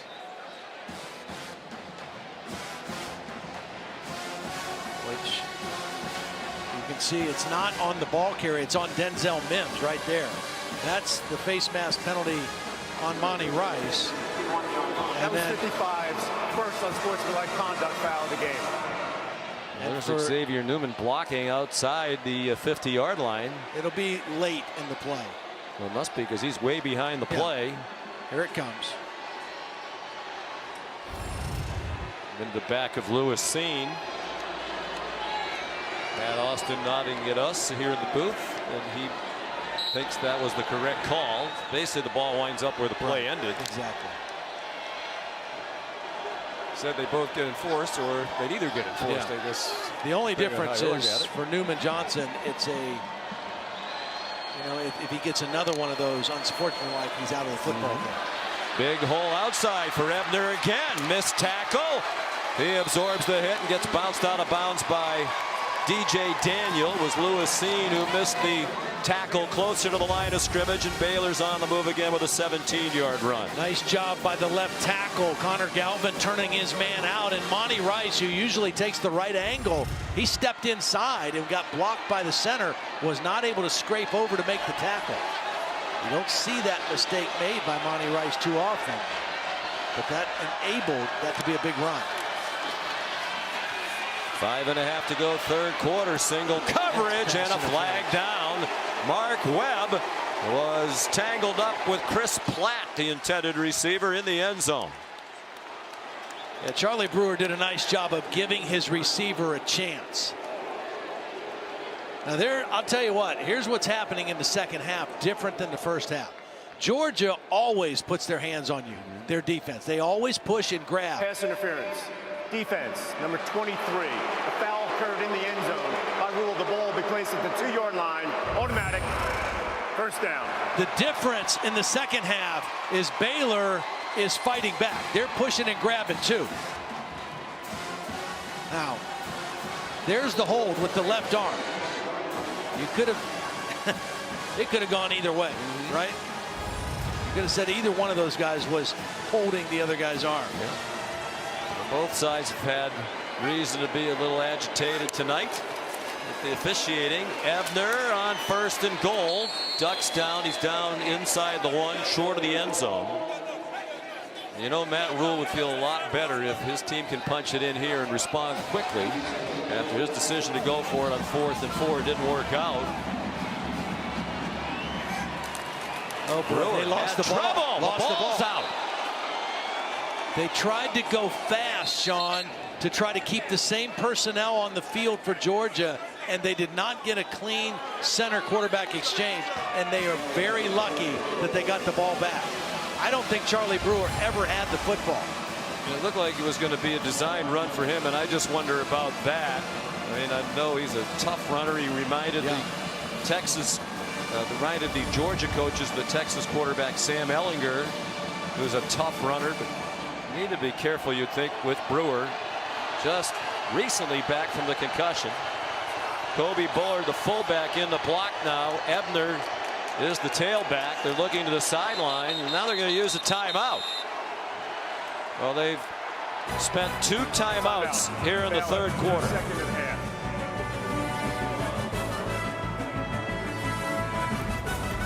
Stream your favorite sports, stories, and series with ESPN Plus, Disney Plus, and Hulu. Get all 3 for just $12.99 a month.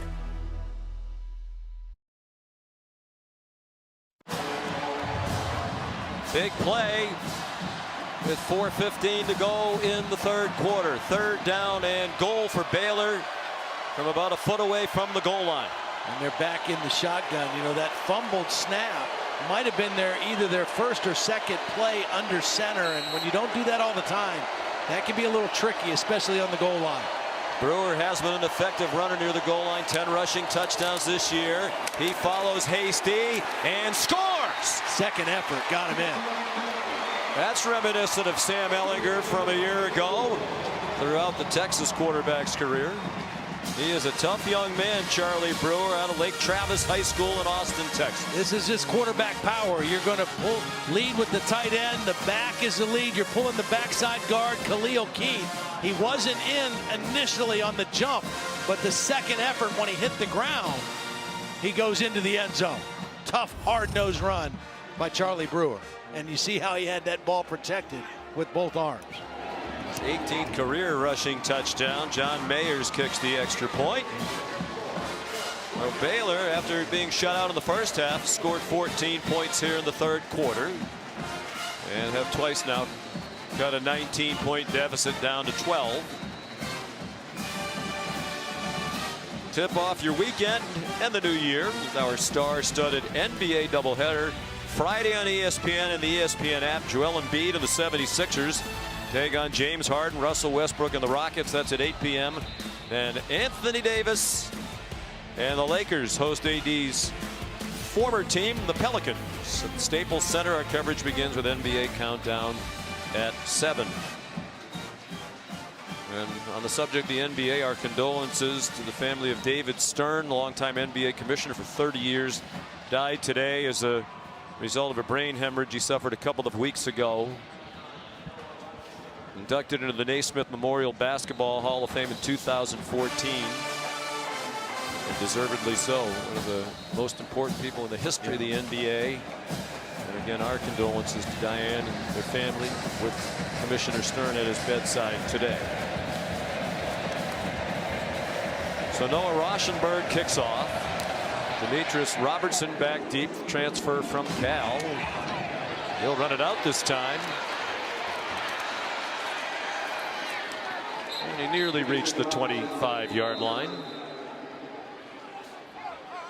Mark Milton made the tackle. So Jake Fromm, in what might be his last game at Georgia's, had a good night. 16 for 23 for 207 and 2 touchdowns. Be interesting to see what his decision is. He said he hasn't really thought about it at all. Focused on this game. That's for after the game. But it'll be interesting. Stishworth loves college football. Yep. And you just wonder, you know, if he thinks. It doesn't look like his stock dipped much, Todd, this year, because Tom McShay still has him as the 4th-ranked quarterback and maybe a first-round pick. I think if he feels pretty confident that he's going to be a first-round pick, that's going to weigh pretty heavily on his decision. Pressured immediately, and for one of the few times tonight, James Lockhart was there first, and down goes Fromm with help from James Lynch back at the 20-yard line. Here's Lockhart right here. Watch the outside set by Cade Mays. He gets too wide on his set, and Lockhart goes right inside him immediately, and then Lynch is working on a tight end, Eli Wolf. That's a mismatch for Lynch, but it was poor footwork by Cade Mays that let Lockhart in to start the play. First sack of the night for Baylor. That's their school record 44th of the season. Georgia doesn't give up many. Fromm in trouble again. Bravion Roy leading the way that time for the Baylor Bears. Georgia tried to throw quick. They thought they cut a free access throw to Pickens. He showed like he was coming off, but it was tighter coverage. Fromm didn't like what he had there. He wanted to throw to Pickens right now. Didn't like it. And by that time, nothing there in Bravion Roy. Baylor goes as a sack, even though Fromm started to run, so no sacks all night long, then 2 in as many plays. Yeah. 3rd down and 17 with 2:45 to go in the 3rd. They've run a lot of draws when they've had 3rd and extra long so far against this Baylor defense. They send Kenny McIntosh out. Here's Matt Landers, and he gets stood up and driven down by Henry Black and Jordan Williams. And the Bears fans fired up as Baylor plays in its 2nd Sugar Bowl.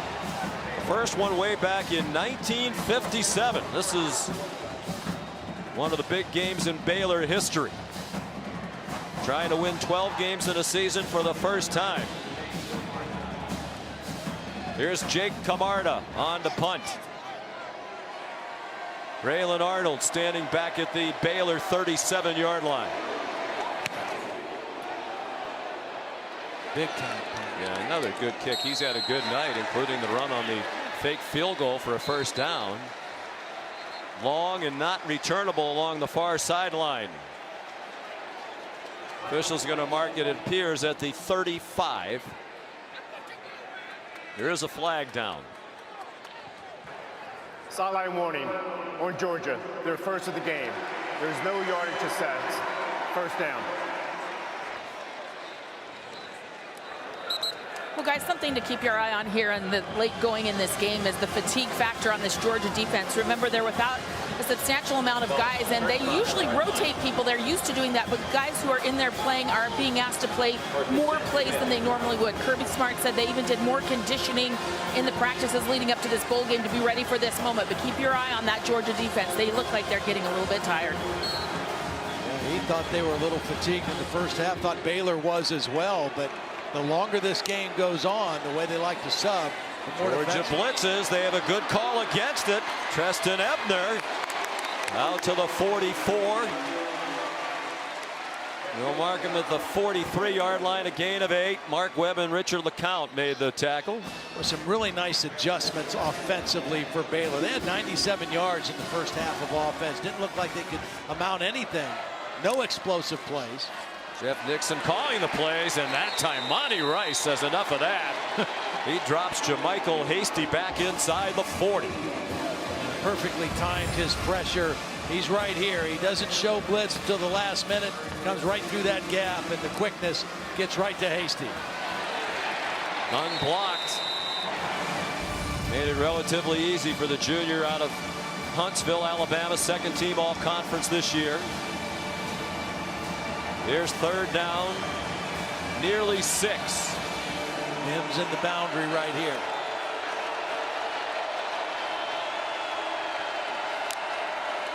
Charlie Brewer hit as he throws, and it is caught. Where are they going to mark it? R.J. Sneed, that's right in front of the Baylor sideline and crowd. They groaned. They thought Sneed had passed the line to make. Looks like he's a foot short. And it looks like Matt Rule's going to go for it on 4th down again. Georgia sub still running on defense, and they have to wait because Baylor sub to give Georgia a chance to substitute. Matt Rule down to 1 timeout Previous left. plays under further review. Ruling on the field was that the runner was short to the line of game. Tom Fiedler conducting the replay booth tonight. We'll take a look at this one. Well, Charlie Brewer does a nice job getting rid of the football as the pocket is collapsing around him. And he was hit immediately after the catch by DJ Daniel. Well, what is his knee down when he makes the catch? Well, let's bring in Matt Austin, who last year was still officiating as a Southeastern Conference official and worked one of the 2 national semifinal games, the game between Notre Dame and Clemson. All right. Gave you a biography there to give you a little extra time to look at a replay or two, but how would you view this, Matt? Well, from the pylon cam, it appeared that the ball crossed the line to gain and was caught there. Then he was driven back by the defender. So I would like to see this right there. It looks like the ball is beyond. Yeah. He's got control of it. As Todd said, his knee is down. But even if he was driven back, you would still get that forward progress. So I think this is going to be a first down. Yeah. Well, it's a great time for us to salute our crew led by our producer Phil Dean, our director Scott Johnson. and our terrific crew we've had the pleasure of working with all season long. This will be our last game of the season. Yes. I think that's about as good a look as any replay official could hope to have, and I would agree with Matt that looks like he got the line to make. We'll see if it's conclusive. It was a good throw, it was a great catch, and it was a nice defensive play by DJ Daniel. It's just a matter of getting the right spot at the end of the play. Final seconds of the third quarter. Wasn't much engagement from the crowd in the first half. Georgia had its way. Crowd of just more than 55,000 here tonight. That's about 17,000 under capacity. After further review, the receiver did make the line to gain past the 45-yard line. It'll be first down. Clock operator, please reset the game clock to 42 seconds. 4-2. Thank you. And now Matt Rule doesn't have to make another tough decision whether to go for it. It looked like he was going to send the offense back out there to go for it on 4th and inches. Now it's a new set of downs. Much different Baylor team offensively here in the third quarter than what we saw in the first half.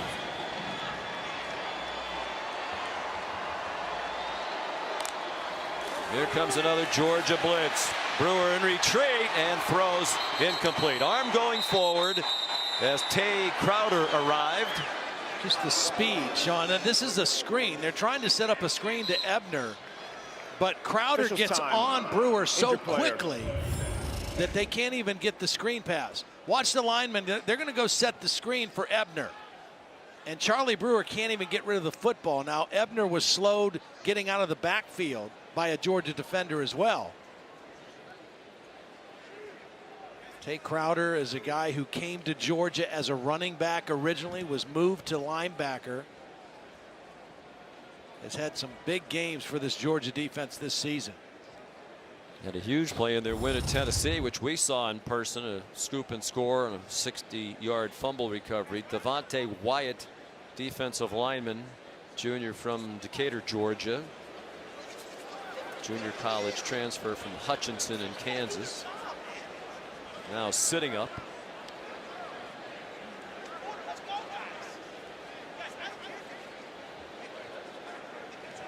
He was expected to see more playing time tonight in the absence of Tyler Clark, one of the Georgia players not here.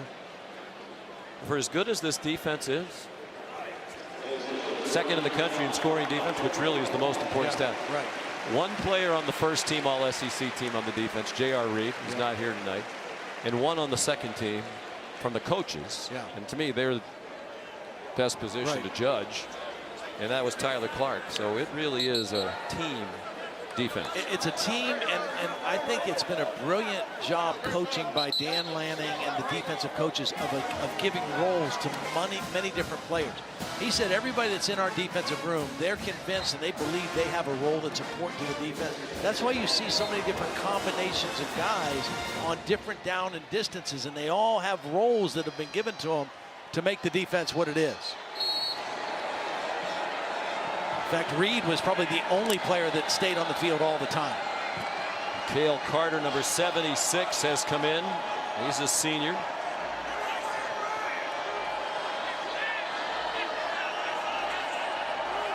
Second and 10, half minute to go. Crowder came to bring pressure again. Brewer forced to retreat again. Finds Christoph Henley, who crosses midfield, goes down at the Georgia 48, 3 yards short of the line to make. Might be the last play of the third quarter. A good play by Charlie Brewer. He kept the play alive. He got the completion. Even though they didn't get the first down, it's third and manageable. And I think they're in 4-down territory again, possibly for Matt Rule, as we get ready to start the fourth quarter. Baylor had 97 yards of offense in the first half. They had 154 in the third quarter. They're back in the game as we head to the fourth quarter of the All-State Sugar Bowl in New Orleans.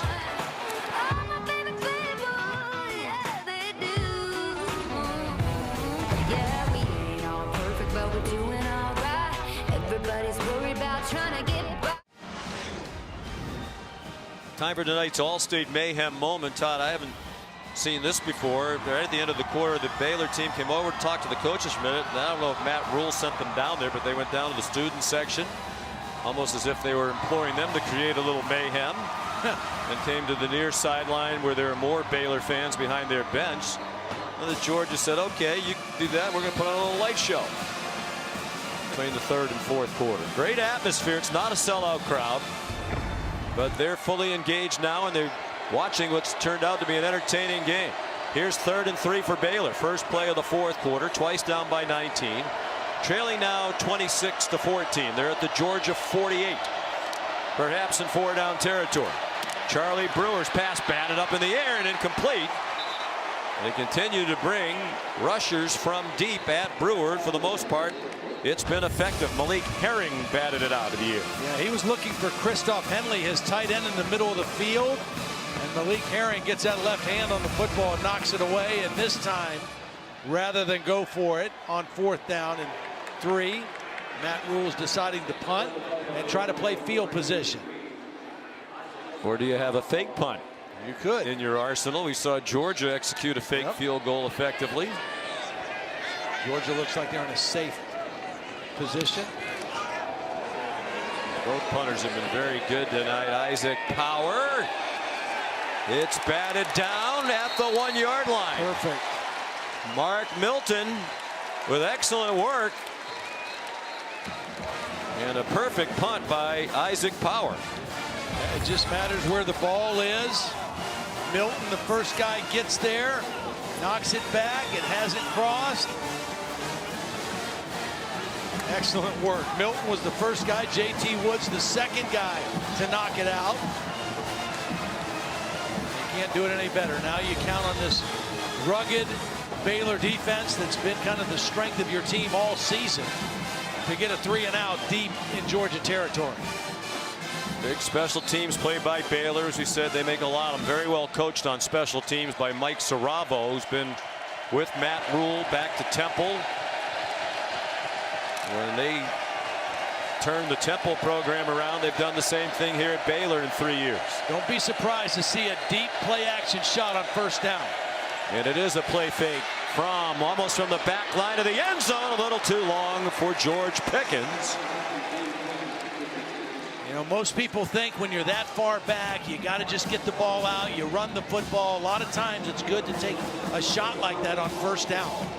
Well, again, I think one of the big stories of the night, the fine offensive line play by Georgia tonight without their 2 starting tackles. Both of them are getting ready for the NFL. This line patched together by Kirby Smart. The new offensive line coach, Matt Luke's, done very well against one of the best sack teams in the country. The Big 12 Defensive Player of the Year up there is number 93, James Lynch. Zamir White within 3 of a 1st down, wrestled down by Chris Miller back in the game after he left for a while earlier. Here's another critical play. 3rd down. Georgia's not converted on its last 4 3rd downs. Tell you what, Zamir White is running with some physicality. I mean, he is breaking tackles. That time he broke an arm tackle of defensive end James Lockhart. Wouldn't be surprised if it's an inside handoff to him again. Everybody on the Georgia defense standing up. Fromm looking to the sideline. So unusual to see 3 defensive linemen all in a 2-point stance on a 3rd down play. Fromm out of the end zone. Far sideline wide open. Tyler Simmons. Big play for Georgia out across the 30-yard line. Yeah, not exactly sure what the coverage. There was double coverage on George Pickens on the short side, but a little bit of a miscommunication on the wide side of the field in terms of who was going to cover the deep third. The corner went deep. There was no underneath defender, and an easy throw and catch and a read by Jake Fromm. And when you're rushing 3 and dropping 8, you shouldn't be been as wide open as he was. Simmons goes in motion. Giving it to him a couple of times. Now Zamir White powers ahead. Rel Bernard made the tackle for Baylor. And DeAndre Swift comes in. And we've only seen him run it inside one time. They had him in to run the flea flicker. They had him in to throw down by the goal line. Give him credit. In this day and age, a lot of players, especially with a bright NFL future, wouldn't have played in this bowl game. Looked like James Lynch was offside. Yeah, and he made contact. Offside. That's why they stopped the play. Defense, number 93, with contact. 5-yard penalty, second down. Well, this Georgia offensive line's done a nice job holding him in check. Big 12 Defensive Player of the Year, unanimous first team all-conference. One of the 5 finalists for the Ted Hendricks Award as the top defensive end of the country. That was won by Chase Young of Ohio State. First team All-American. And we haven't called his name very much tonight. Second down and 2. Zamir White. Nice hold, good run, first down, 45-yard line. Nice double team by the right tackle, Sawyer, and the tight end. They're just running power football inside. They've got nice yardage on the sweep type plays. And right now at this point in the game in the fourth quarter, they want to try to keep powering it inside with Zamir White. Mostly all 2 tight end formations for Georgia here in this ball game. Mari Salyer getting just his second start of the season at right tackle for Isaiah Wilson, who had started 24 games in his career. Opted not to play tonight. Drop pass, Zamir White open in the flat.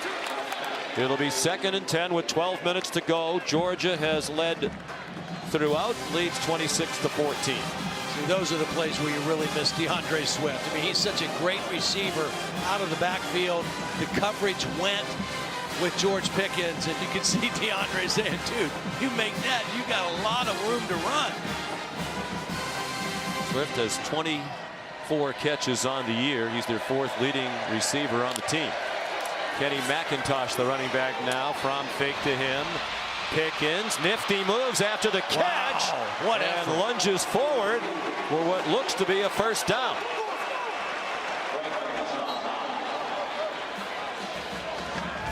Excellent work after the catch. It's just a short route. He attacks the leverage of the defender. Attacks that outside shoulder. Jake Fromm gets him the ball on time. And then you just see the toughness and the strength working for extra yardage. You mentioned Baylor had to do a much better job with Pickens, and they have. That's his first catch of the second half after he had 11 in the first half. McIntosh stood up. You know, you wonder if what might be set up for Georgia right now if Jake Fromm sees it.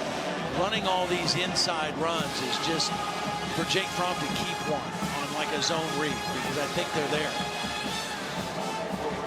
Now, the previous play, by the way, Pickens with that catch, his 12th of the game, ties the Georgia record for most catches in any bowl game. This is their 56th bowl game in school history. Hines Ward had 12 in the 1998 Outback Bowl against Wisconsin.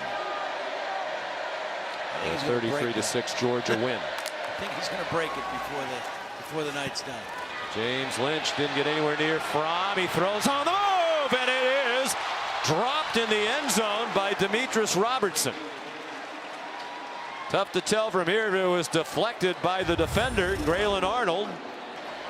Well, because Jake Fromm was moving in the pocket and throwing back to his left, the ball kind of got outside. If that ball is thrown where he can continue to run to it, it's an easy catch. Should have been a catch, was not a catch, but it was a little bit harder because Jake Fromm was rolling to his right and throwing back to the left. That looks like a lot of the year for Georgia. Yep. You know, Kirby Smart said Fromm's completion percentage, which is down about 7% from last year, wouldn't be much different this year had they not dropped so many balls. Fromm, finally, James Lynch introduces himself. Sack back at the 48-yard line. Well, he just overpowered Mays right here, the left tackle. Now Kinley, the left guard, is there to help, but doesn't really do a good job helping his left tackle. And Lynch just power bull rushed that time on his way to the quarterback, forcing the punt.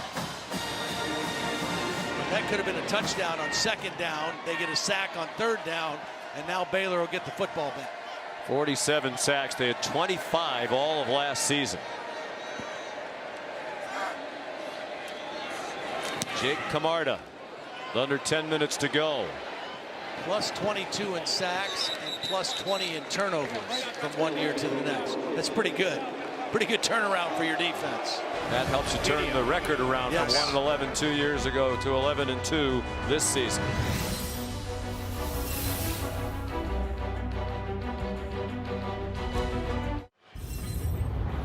Monday, January 13th at 8 Eastern time on ESPN and the ESPN app, the College Football Playoff National Championship game presented by AT&T. And what a matchup right here at the Mercedes-Benz Superdome in New Orleans. Number 1 LSU, number 3 Clemson.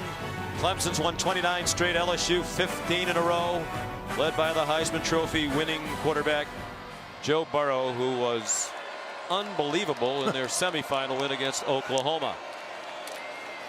Baylor down by 12 after the play fake, deep throw. Charlie Brewer trying to hit Denzel Mims in stride. It was a little bit too long. Here's Holly. Well, guys, a very sweet gesture tonight here by the Sugar Bowl media relations folks. That empty seat was left in the press box for Carly McCord, the local sports reporter and host who covered the Saints and the Pelicans, who was tragically killed in a plane accident last week. You might remember that she is the daughter-in-law of LSU offensive coordinator Steve Ensminger. A beautiful gesture there with that lovely bouquet. We do have information. Her funeral service will be held on Saturday, January 4th in Baton Rouge. And in lieu of flowers, a scholarship fund is in her name at the Northwestern State University. All right, Holly, thanks. Very touching indeed. Charlie Brewer pulls it down, runs all the way for a first down. We also want to point out that a similar thing happened today at the Rose Bowl in honor of our friend and colleague Ed Ashoff, who also passed away at the age of 34. The Rose Bowl people left an empty seat in the press box for Ed, who would have been there covering that game. And our hearts continue to ache for both families, for all the victims of that plane crash and their loved ones. Treston Ebner wrestled down by Monty Rice. Short gain. And you go back to some, I don't want to call it mismanagement, but times in this half where Baylor's had to use a couple of timeouts that it was a little sloppy. Now they really wish they had them. Under 9 minutes to go. Oh, he's lucky to get away with that. Miscommunication with Denzel Mims, who was flying up the sideline. DJ Daniel got his hands on it, couldn't pick it off for Georgia. Mims, he converted this to a go route. Daniel had eyes on the quarterback the whole time and very nearly picked that one off and would have had a lot of green grass in front of him had he caught it. Big play right here for Baylor. 3rd down and 7.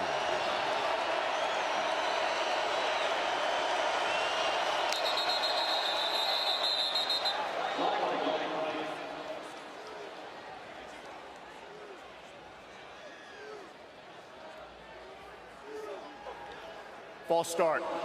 Offense, number 52. 5-yard penalty remains. 3rd down. So costly. I mean, from 3rd and 7 to 3rd and 12. You have a 12 yards to gain. It means your quarterback typically has to hold on to the ball a little bit longer. Season high 90 penalty yards now. Previous high was 83 in mid-October against Texas Tech.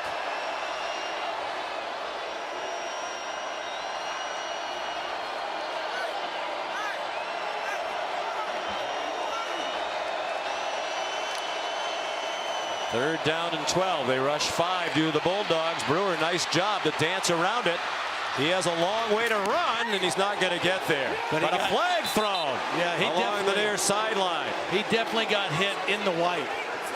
I mean, Charlie Brewer was not going to pick up the first down. It was great pursuit by Nolan Smith and Trayvon Walker, a pair of freshmen, highly regarded freshmen. And Walker really put a lick on Charlie Brewer, who is still down on the field. Remember, Charlie Brewer, wait for the call. Enter the play. Personal foul, late hit on the defense. Number 44, 15-yard penalty will be added on the end of the run. Automatic. First down. And remember, Charlie Brewer came out of the Big 12 championship game with a head injury. 2 weeks before that, he got hit in the head against Texas also. Here's the end of the play. Does a nice job to get outside the pocket. He's not going to get the first down. And there's the hit. It draws the penalty on Trayvon Walker. And again, it's the back of his head hitting the turf that may be the issue for Charlie Brewer at the end of that play. And Matt Rule was asked after the game about Brewer going back into that Big 12 title game for a few plays. He said, I'm at field level. It happened on the other side. I didn't see that he was wobbly getting up. Other people, their spotters in the press box, were supposed to tell us that sort of thing. He said, I would never jeopardize the health of one of our players. There's been times I took players out of the game because I didn't like the way they were talking to me on the sideline, had them checked out. So he felt bad that Brewer went back into that game. It was Mike DeFee who finally said, you need to go out for more testing. But the number Matt Rule said to us the other day is 3. Yeah. 3 concussions for Brewer. As I said earlier, we asked Charlie the other day, are you concerned? He said no. I'd be concerned. Yeah. Well, and I bet his mom and dad are concerned. Gary Bohannon is warming up and will be coming into the game almost certainly when we come back.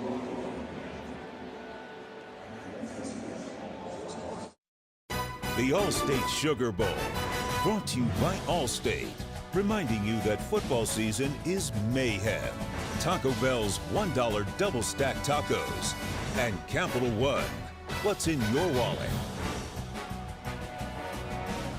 Very quiet right now inside the Mercedes-Benz Superdome. You see the Baylor players on their knees in prayer as they're still tending to Charlie Brewer on the near sideline. As you can see, he is sitting up. Holly Rose says he's been moving. He has been communicating. And he told us after the concussion against Oklahoma December 7th, he spent about a week in a dark room.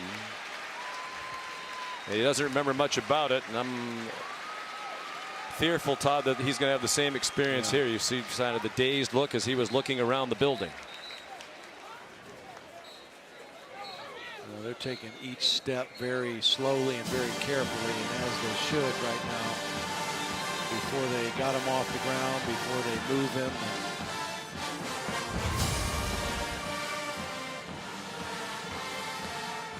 Again, it wasn't the hit by Walker. I think it was his head hitting the back of his head hitting the ground. Same thing that happened in the Big 12 championship game.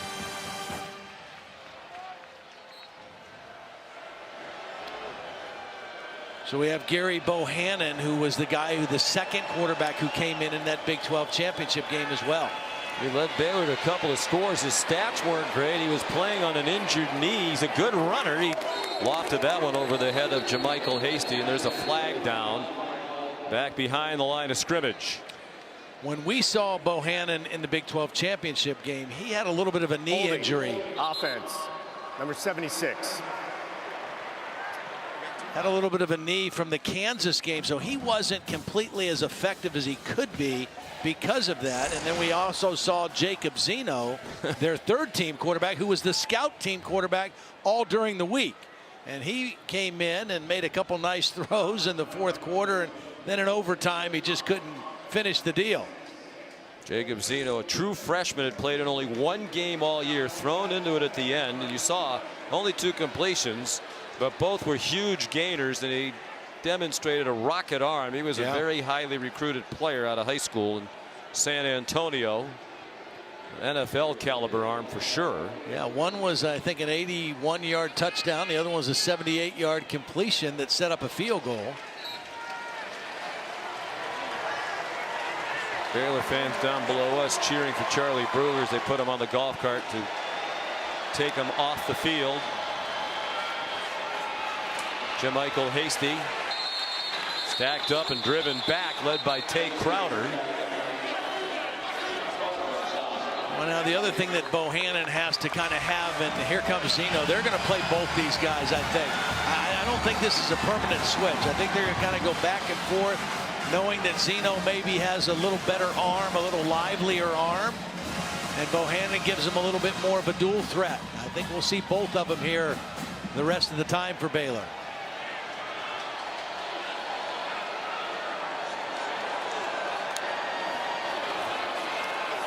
Zeno on target. R.J. Sneed didn't quite get to the line to make, about a yard short into Georgia territory, just inside the 48. Stopped by Lewis Seen. 3rd and 1, almost certainly 4-down territory.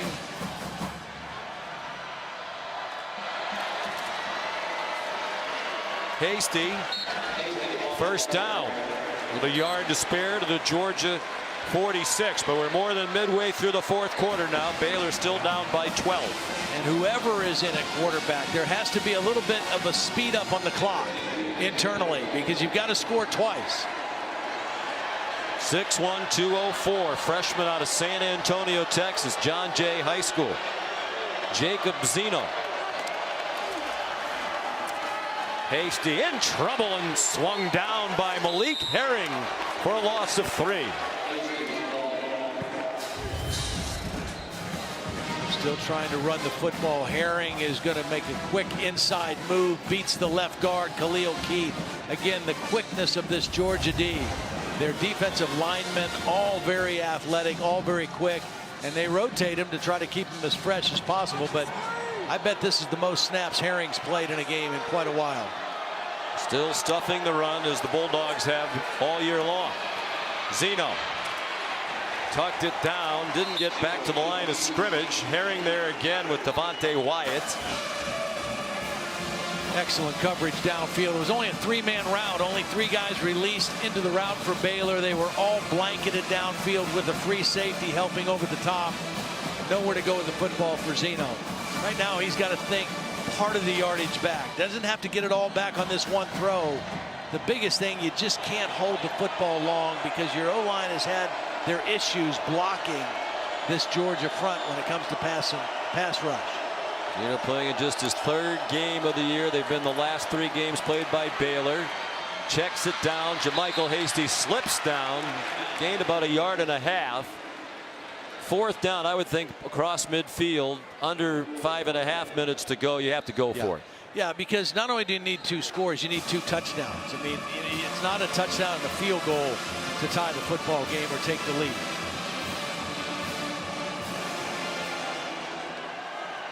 And the operation is slow, and I think that's one of the negatives of having an inexperienced freshman in the game right now. They rush 5. Zeno! Down he goes, back behind midfield. They blitzed Nolan Smith. And they've timed up some blitzes very well tonight. Dan Lanning, Kirby Smart, and the Georgia Bulldog defenders executing as Georgia takes over on downs. Yeah, they had a couple blitzes. They're going to bring Nolan Smith. They're also going to bring a guy off the slot. They're very creative. They're very exotic on 3rd down. And they get to the quarterback, Zeno, for another sack.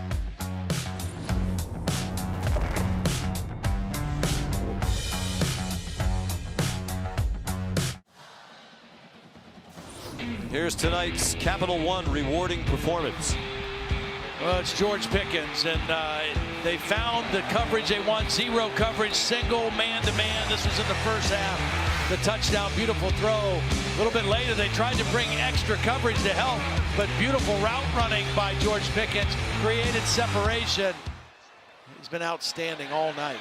There's Tyler Simmons in motion again and taking the handoff. He gets about 4. So under 5 to go, only 1 timeout for Baylor. You'd think Kirby Smart's priority here is running the clock. I think he just pointed to the clock right there to his wide receiver saying, look, the clock's on our side right now. We got a 2-score lead.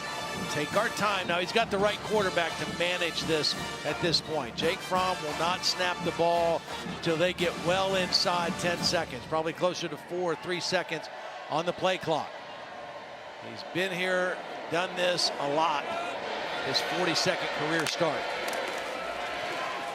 Zamir White done a very nice job tonight with DeAndre Swift limited. Picks up another 1st down. There is a flag down. I think they're going to get the right guard, maybe Warren Erickson. Offense, number 50, 10-yard penalty from the previous spot. Replay, 2nd down. They got his first career start We mentioned it earlier, he's a redshirt freshman. He had only played in 5 games this season, Todd, only 2 of the last 8. So to be a part of the line that's done a nice job tonight, kudos to him. Against a very, old, seasoned, outstanding defensive front that Baylor has, one of the best defenses in many statistical categories in the Big 12. Certainly rushing the passer in that league.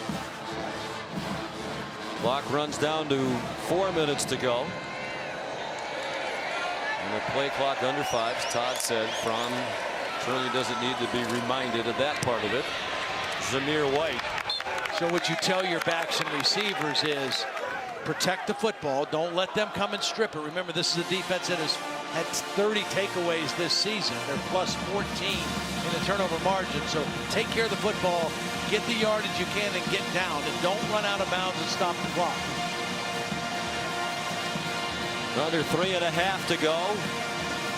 And Georgia looks like it's comfortably on its way to victory now. We talked about Jake Fromm has the decision to make after this game about whether he's going to go into the draft after this is junior season. I did communicate again with Todd McShay today. He said he has Jake as a late first-round pick.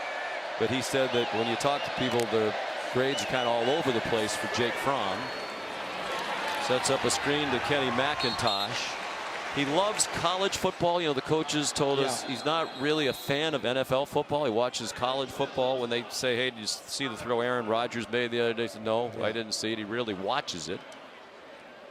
But I think if he's a first-round pick, you're coming back next year, perhaps. We'll talk about it more when we come back. The music means Kayate.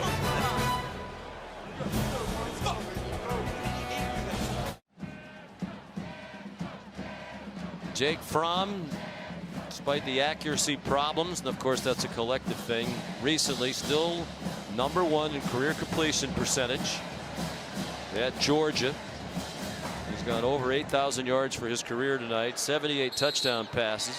Only Aaron Murray has thrown more. That's going to be a hard record to break, 121 thrown by Murray. It's possible Jake has taken his last snap as a Georgia Bulldog. We'll see what happens. It's a punt by John Mayers, excuse me, by Jake Camarda, and a fair catch made by Graylin Arnold. But if I'm Jake Fromm, and maybe he just loves college football, loves Georgia, why wouldn't you? It's a great place to go to school. It's a great program. They have terrific coaches. Maybe he wants one more year of college. But you're going to lose both your offensive tackles. DeAndre Swift's probably not coming back. They're bringing in some talented freshman wide receivers, but still you wonder how good the receiver group's going to be next year. Well, they're going to continue to recruit. That's the one thing. They're going to have talent. They're going to have a great defense. I think I mentioned earlier, the fact of being a first-round draft pick, I think, is got to be important for him. I also think that in terms of NFL grades, I think the way he handled how disappointing things were this year and how tough things were, I think that speaks a lot about his character, and I think NFL people pay attention to that with pretty high regard as well. So I still think his NFL grades probably did not drop a whole lot from what they might have thought of him last year or the beginning of this year. I think he's a leader, he's a winner, he's a competitor. He processes things quickly. You think he'll be a good NFL quarterback? I think he has a chance to be, yeah, I do.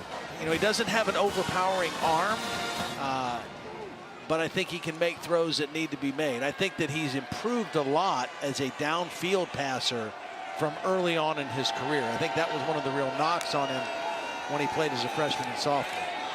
He's certainly been a winner, 3 straight SEC East titles. Of course, it's not just him. He has an excellent team around him. Denzel Mims the catch, DJ Daniel the tackle.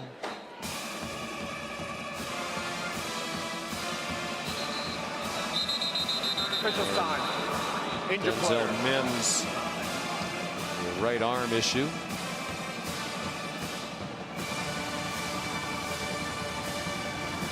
I wonder if it's one of those where it just goes numb down your arm, but it's tingling for a little bit. Will be a disappointing first trip to the Sugar Bowl for Baylor since 1957. Matt Rule told us Zeno gets hit as he throws, still got it off for Treston Ebner. Matt Rule told us since he was in high school, he's always wanted to come to the Sugar Bowl. He had never been here before this week. He grew up in New York City, but moved to State College, Pennsylvania when he was in high school. Became a big Penn State fan and watched Penn State win one of the big games in school history in January 1st of 1983 here in the Sugar Bowl against Georgia. When a certain quarterback threw a long pass to Greg Garrity. And he said that play is still etched in his mind. It is for Vince Dooley, too. You saw absolutely the legendary coach before the game, and he said, I still remember you throwing that pass down the sideline. He said, what was that kid's name again? Garrity? I said, yeah, Greg Garrity. He said, he was a walk-on, wasn't I? He said, yeah, he was. That rule went on to play at Penn State as a walk-on for Joe Paterno. Zeno's throw incomplete. Looking for Jared Atkinson.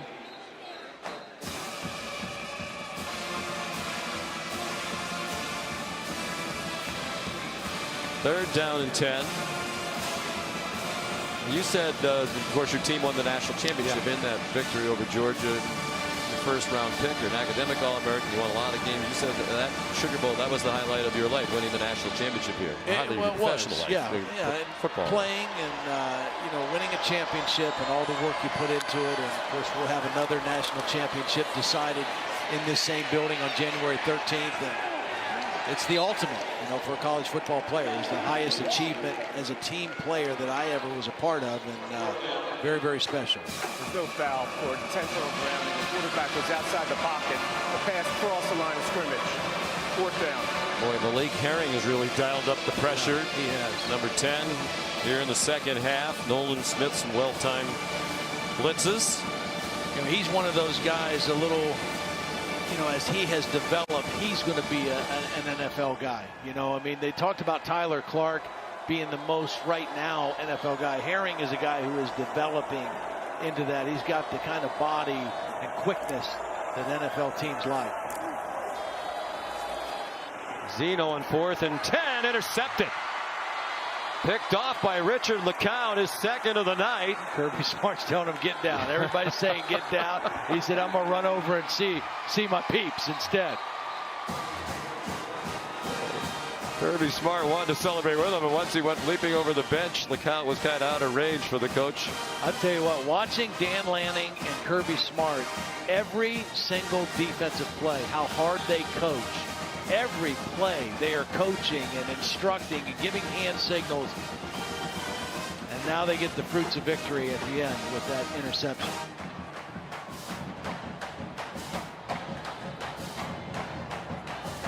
Kirby has to be thrilled. Again, everybody was embarrassed last year the way they played or did not play. And that doesn't take anything away from Texas. And Texas played a really nice ball game. But Georgia was an outstanding football team a year ago and did not come here ready to play. Tonight, they came here ready to play. With whatever guys they had, what other guys made the trip, these guys came ready to play, led by Jake Fromm, and it was an impressive performance. Well, because we've been around it, you understand it. Now, because of the history of Georgia, but also the recent history of Kirby there. 13 wins 2 years ago, 11 last year. That'll be 12 this year. It's almost as if you don't make the playoff and perhaps even win the national championship, it's not good enough for a lot of people. And obviously that's exceptionally hard to do.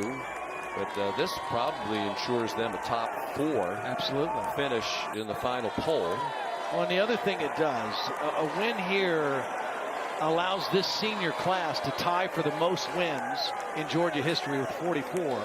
And it also means Georgia under Kirby would be 8-4 against top 10 opponents. That's, winning a lot of big games against quality opponents.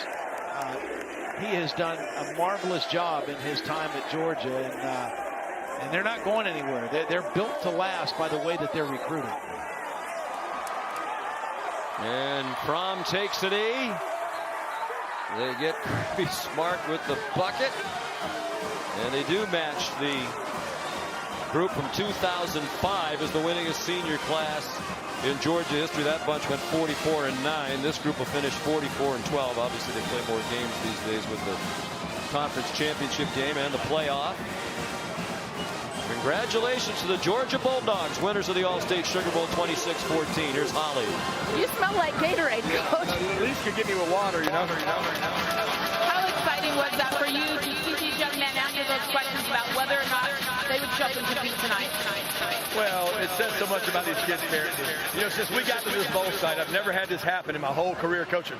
We didn't have one guy late to a meal. We didn't have one guy late to a bus. We didn't have one guy late to anything. And I knew right then, these kids wanted to play in this game. You guys had a terrific defensive performance. Tell me about that last pick by Richard LeCounte. Jumps over the bench. You're trying to tell him to get down. He had other ideas. No, he did a great job. We knew when 25 was in, he was a big gas route guy down the middle, and we had one of our coaches actually calling it out for him, sending 25 down the middle because we were in split safety, and Richard did a great job keying it and getting a pick. A very special hug at the end of this game for DeAndre Swift. I saw that moment on the sideline. What has he meant to you in this program? He's meant everything. He's a warrior. He's a competitor. He wanted to come on this trip. He wanted to play in this game. He wanted to be here for his teammates. He wanted to be here with them, and he meant so much to them. I mean, the impact he makes without the ball in his hand is immeasurable, and that's what he did a great job of. We saw that tonight. And also the future is bright for this program. Your freshman, George Pickens, with a new record, tying a record in a bowl game for a Georgia Bulldog. How do you see the future and his bright future?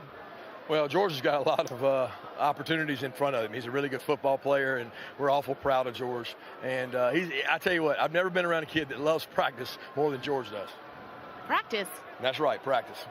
Thank you, Coach. Thanks, Holly. Appreciate it. Jake Fromm standing by here. And Jake, one of the best quarterbacks. How are you? Doing good. Doing great. One of the best quarterbacks to play here at Georgia and put a uniform on.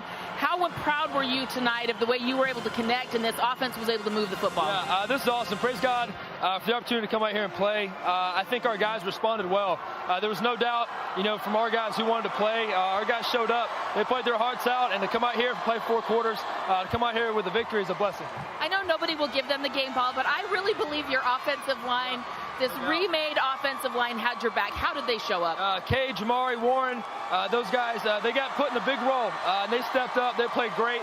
So thankful for those guys and their hard work showing off and paying off.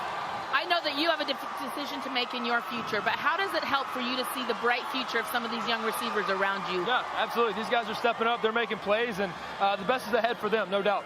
If this is your last game as a Georgia Bulldog, what do you want people to remember about Jake Fromm? Yeah, I want to represent Christ the best I can, and I hope I can reach and influence as many people as possible. I'm thankful to play here.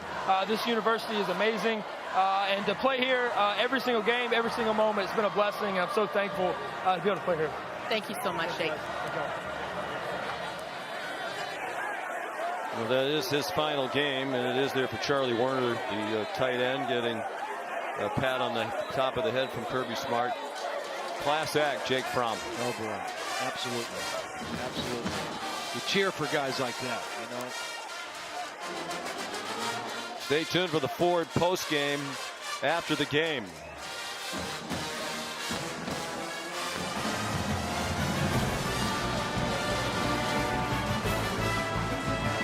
Georgia wins 26-14. Stay tuned for Sports Center in the Ford post-game trophy ceremony. John, thank you. How are you? Scott Van Pelt with you. Happy New Year. Fantastic Rose Bowl. Highlights on the way. A message to college football fans of the Big Ten and the SEC. You'll not take it well, I doubt. And we remember David Stern, one of the most influential commissioners in our lifetime. The game you just watched, Matt Rule and Baylor taking on Georgia, the All-State Sugar Bowl, great city of New Orleans. Early on, DeAndre Swift, you heard Kirby talk with such passion about him. Little flea flicker to George Pickens. That is a superstar in the making, their next star wide receiver. Don't believe me, just watch. Go up and get it.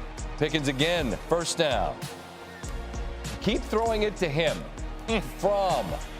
What a pass. Play the fight song. Wait a minute, let me get a little early Kyler on here. Hold on. Let's do it again. Well, actually, let's give Baylor some love here.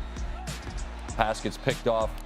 Charlie Brewer hits R.J. Sneed in the head. And dog defense, Silver Britches getting after it. Baylor came in averaging about 450 and 35 a game, and they were held in check. That Georgia defense was doing its thing. See, Coach Rule's expression at the half tells a story. Had under 100 yards in the half. They trailed 19-0. Third quarter, Baylor got aggressive here. They were within 12, went for it on 4th and 4, and Brewer sacked by Aziz Ojulari. Georgia takes over. Ensuing drive, lining up to kick a field goal, and We about to talk Bulldogs, baby. Woo! Go Dogs! Whoa, whoa, whoa! Jake Camarda getting tricky, runs for the first down, and then Zeus. Zamir White. Georgia. Go up 26-7, they'd win it by a score of 26-14. We'll get you right back out to New Orleans in the Dome. The trophy ceremony. Georgia wins the Sugar. The Ford postgame is brought to you by the Ford F-150. Built Ford tough.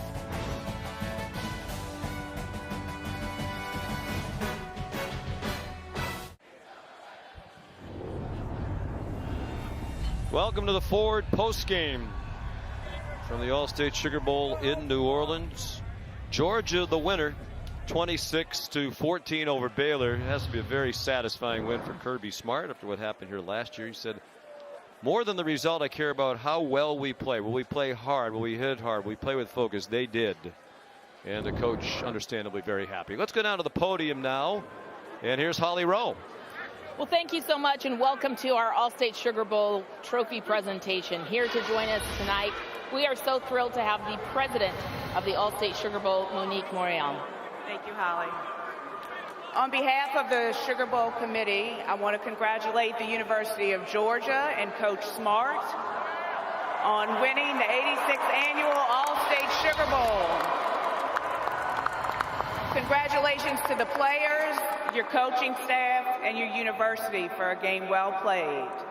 And to all the great Georgia Bulldog fans who came into New Orleans, our great city, thank you very much. And congratulations again, Coach. And now to present the trophy, the president of Allstate Insurance, Glenn Shapiro. Coach Smart, congratulations on behalf of 88,000 Allstate team members across the country and football fans everywhere. Fantastic season, great game for your Bulldogs. All the best. Presenting the trophy to you.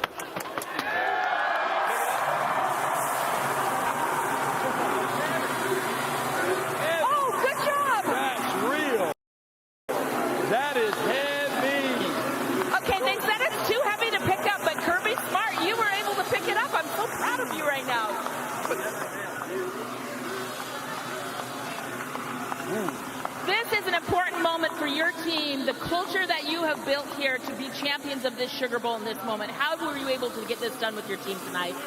Well, we got a great group of seniors. There's only like 5 or 6 of them here on the trip, and this group has been committed since the day we announced we were playing in this bowl game. They did a tremendous job. Every one of them helped lead our team. Our coaches and this staff, all the questions and all the stuff you got to answer, these kids never doubted for 1 second, and we love to coach these guys. I think they proved that they were ready for their opportunity. You preached all week that we're worried about the guys who are here. How did they rise up and snatch the opportunity at hand? It's real simple. What do we do, guys? We out-hit and we out-hustle the opponent. And when you do that, the rest of it takes care of itself. Okay, now you guys have such great momentum moving into this offseason with such a young team, such a great recruiting class, number 4 in the country. How do you build on this momentum? Well, we continue to develop a culture of discipline and toughness. When you have that within your program, you've always got a chance. The leadership group on this team, and again, I can't say enough about, there's 5 or 6 seniors out there that really pushed this group to compete and play. And they did a great job bouncing back from last year's Sugar Bowl.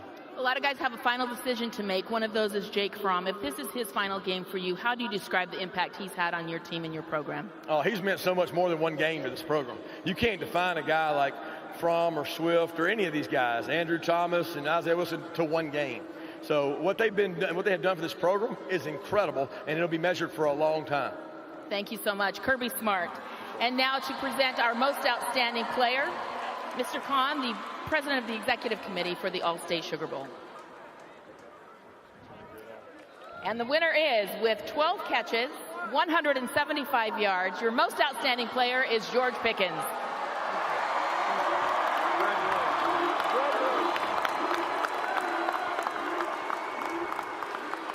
George, you tied a Georgia record for 12 receptions being the most anyone has ever had in a bowl game playing for Georgia all these years. How were you able to be so effective, 11 of those coming in the first half?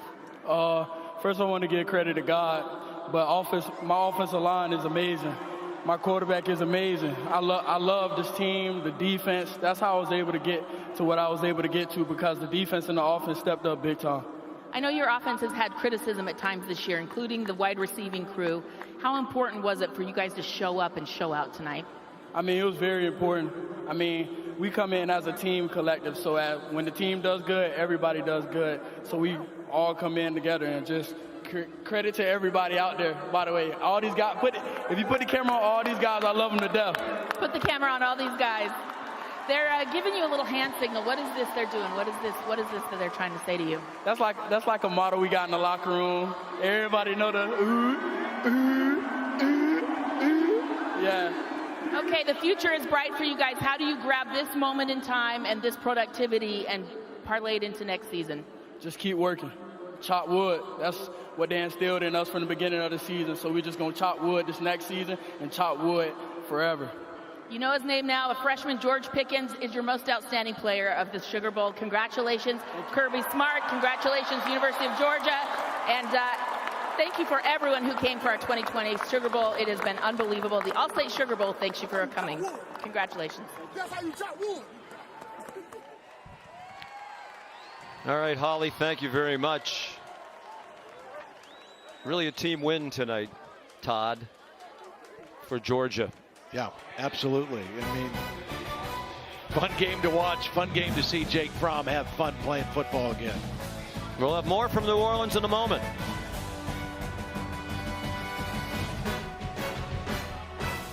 The Ford Postgame is brought to you by the all-new Ford Explorer, built Ford proud.